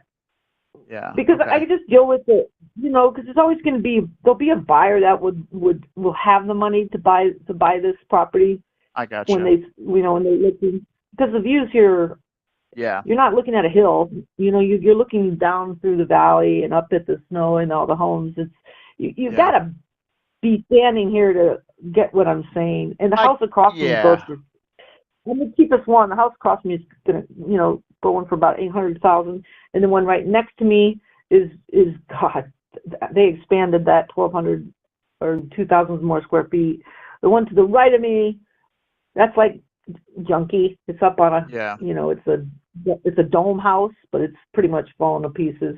I It gotcha. seems like there's found, But I mean, I'm in a nice neighborhood, and all the homes are newer. It's just a nice area, and it's a nice spot in here with the views.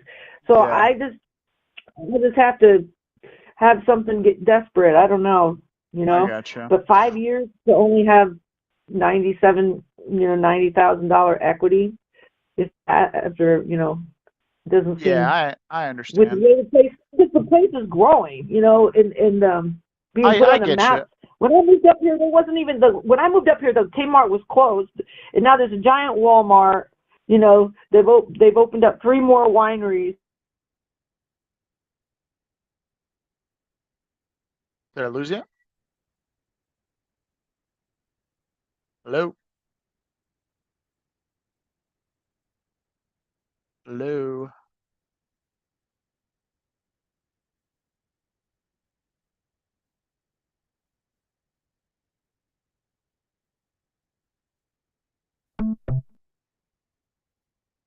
Oh my God.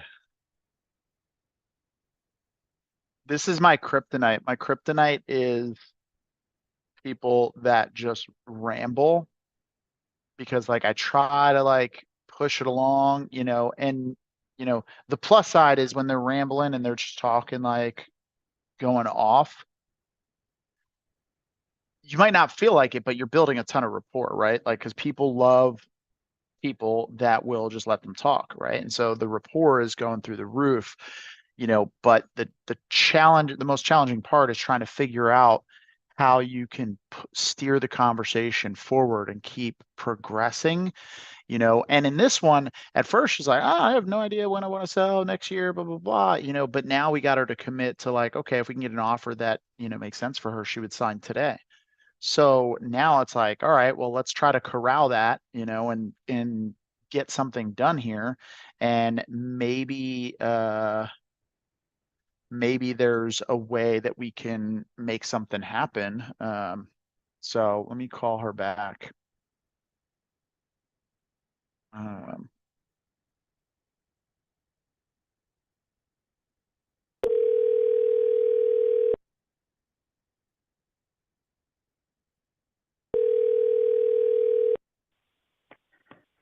Hi, Dave or Chris.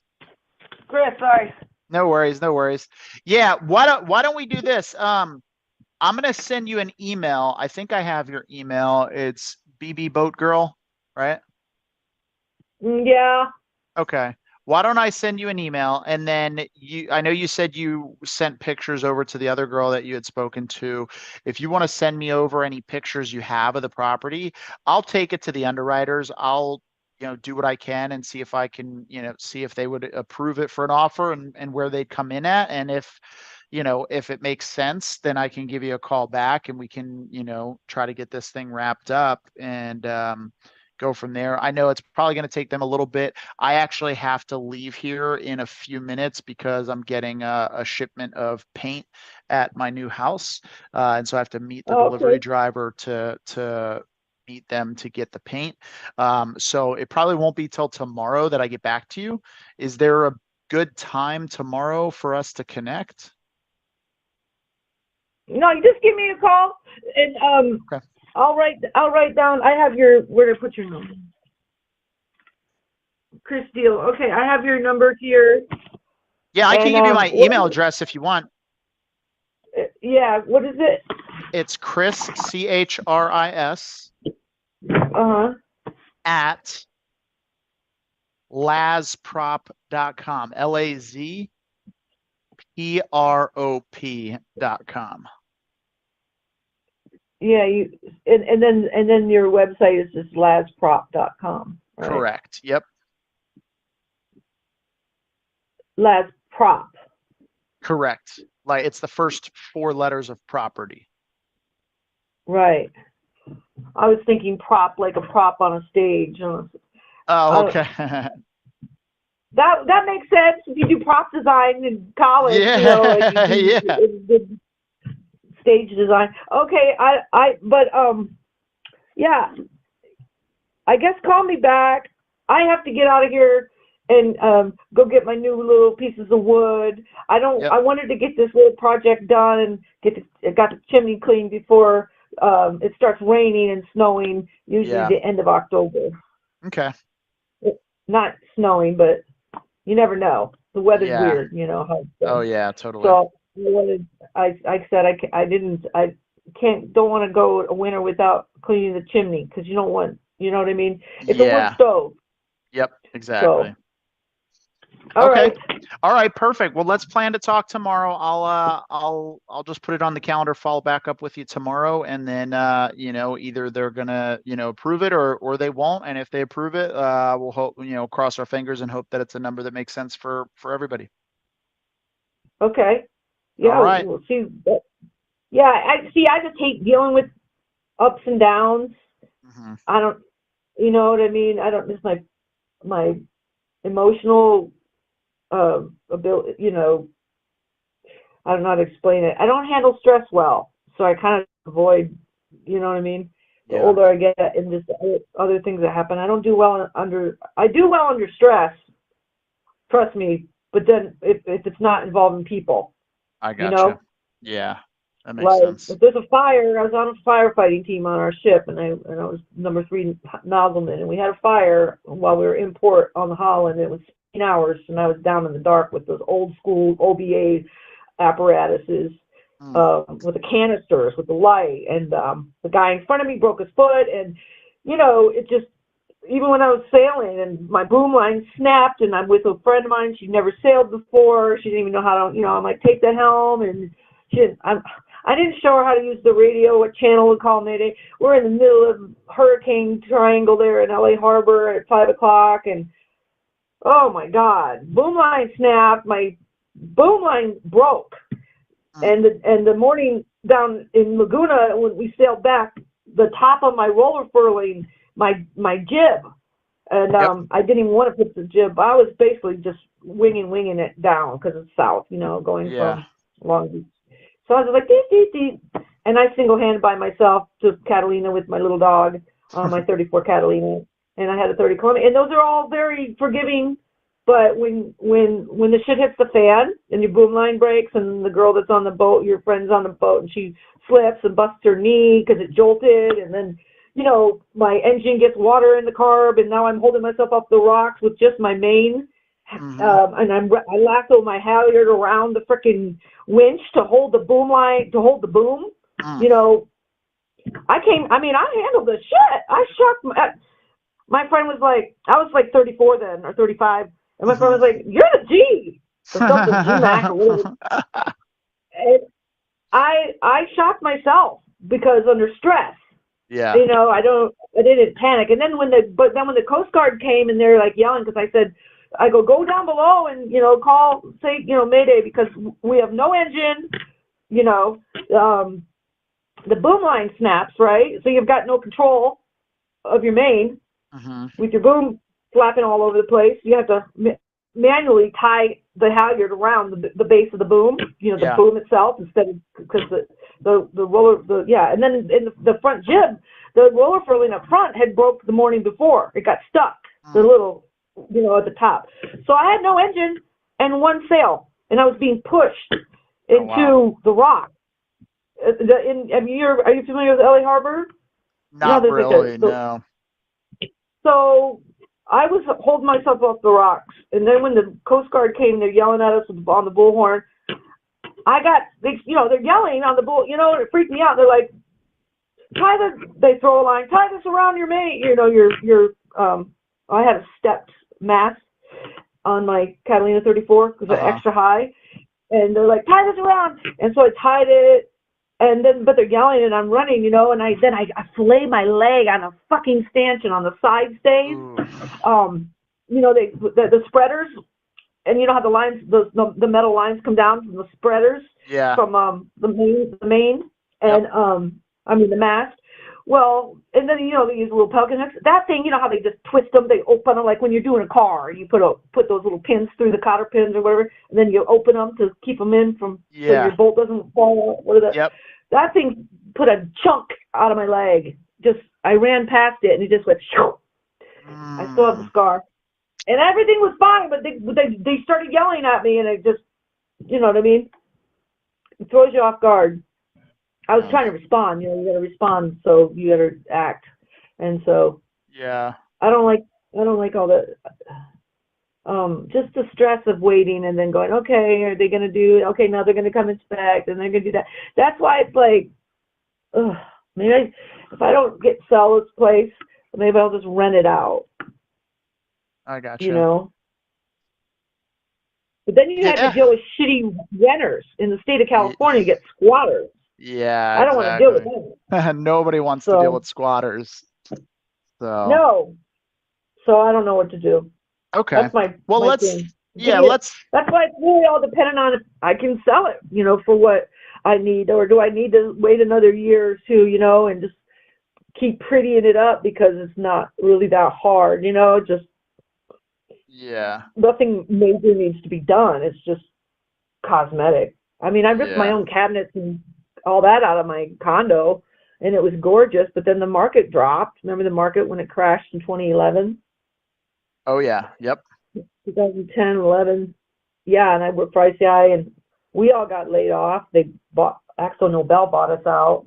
And so, I was upside down in the cabin, or in the condo. So I haven't had very good luck. That's why I'm like, I couldn't even sell the condo for what I paid for it because the market was so down. It was crazy.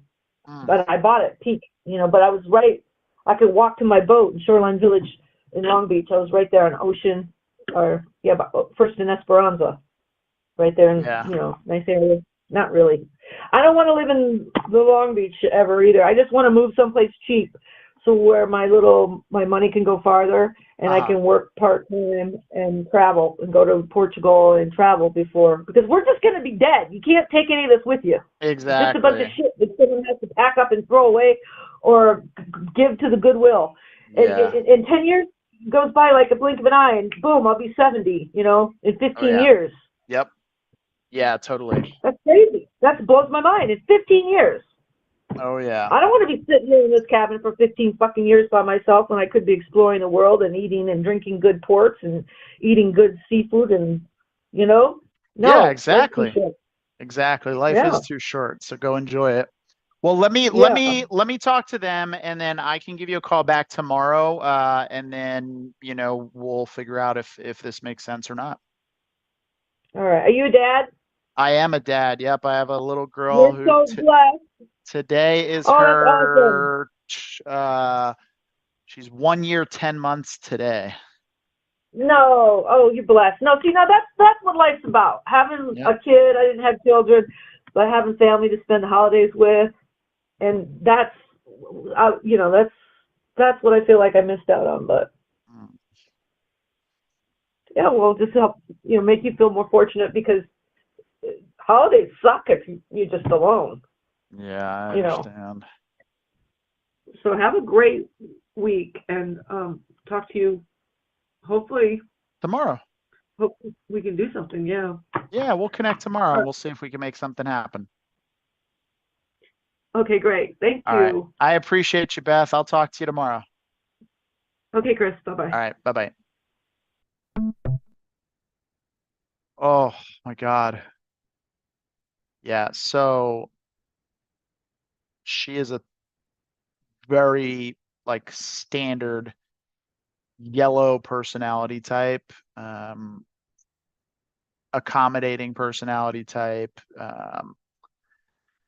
super chatty Kathy, and that is definitely sometimes I'm good at moving them along, but a lot of times they end up sucking me in and, I'm struggling because, obviously I want to make a deal. This one's a harder property to comp, log cabin in an area where there's only 5 that have sold, one that's like similar in size to hers. I could see a world where it could list in its current condition for 350, 360. So if it could sell for 360 times 0.9 minus 300, that's $24,000 spread right there, right? But I could also see a world where it sells for 3.25. And at 3.25, like we're not even close. We're taking a loss on that. So I'm going to have the team take a look at it. We'll see if anything makes sense there. But what I'm going to do, looks like my delivery for my paint got delayed a little bit. It's going to be closer to 4:45, 5 o'clock. So I'm going to take a quick break here. Stuff my face with food, and then I'm going to pop back on in a minute and we'll do some more calls before that. So appreciate you guys sticking around with me. If you have questions, hit me up.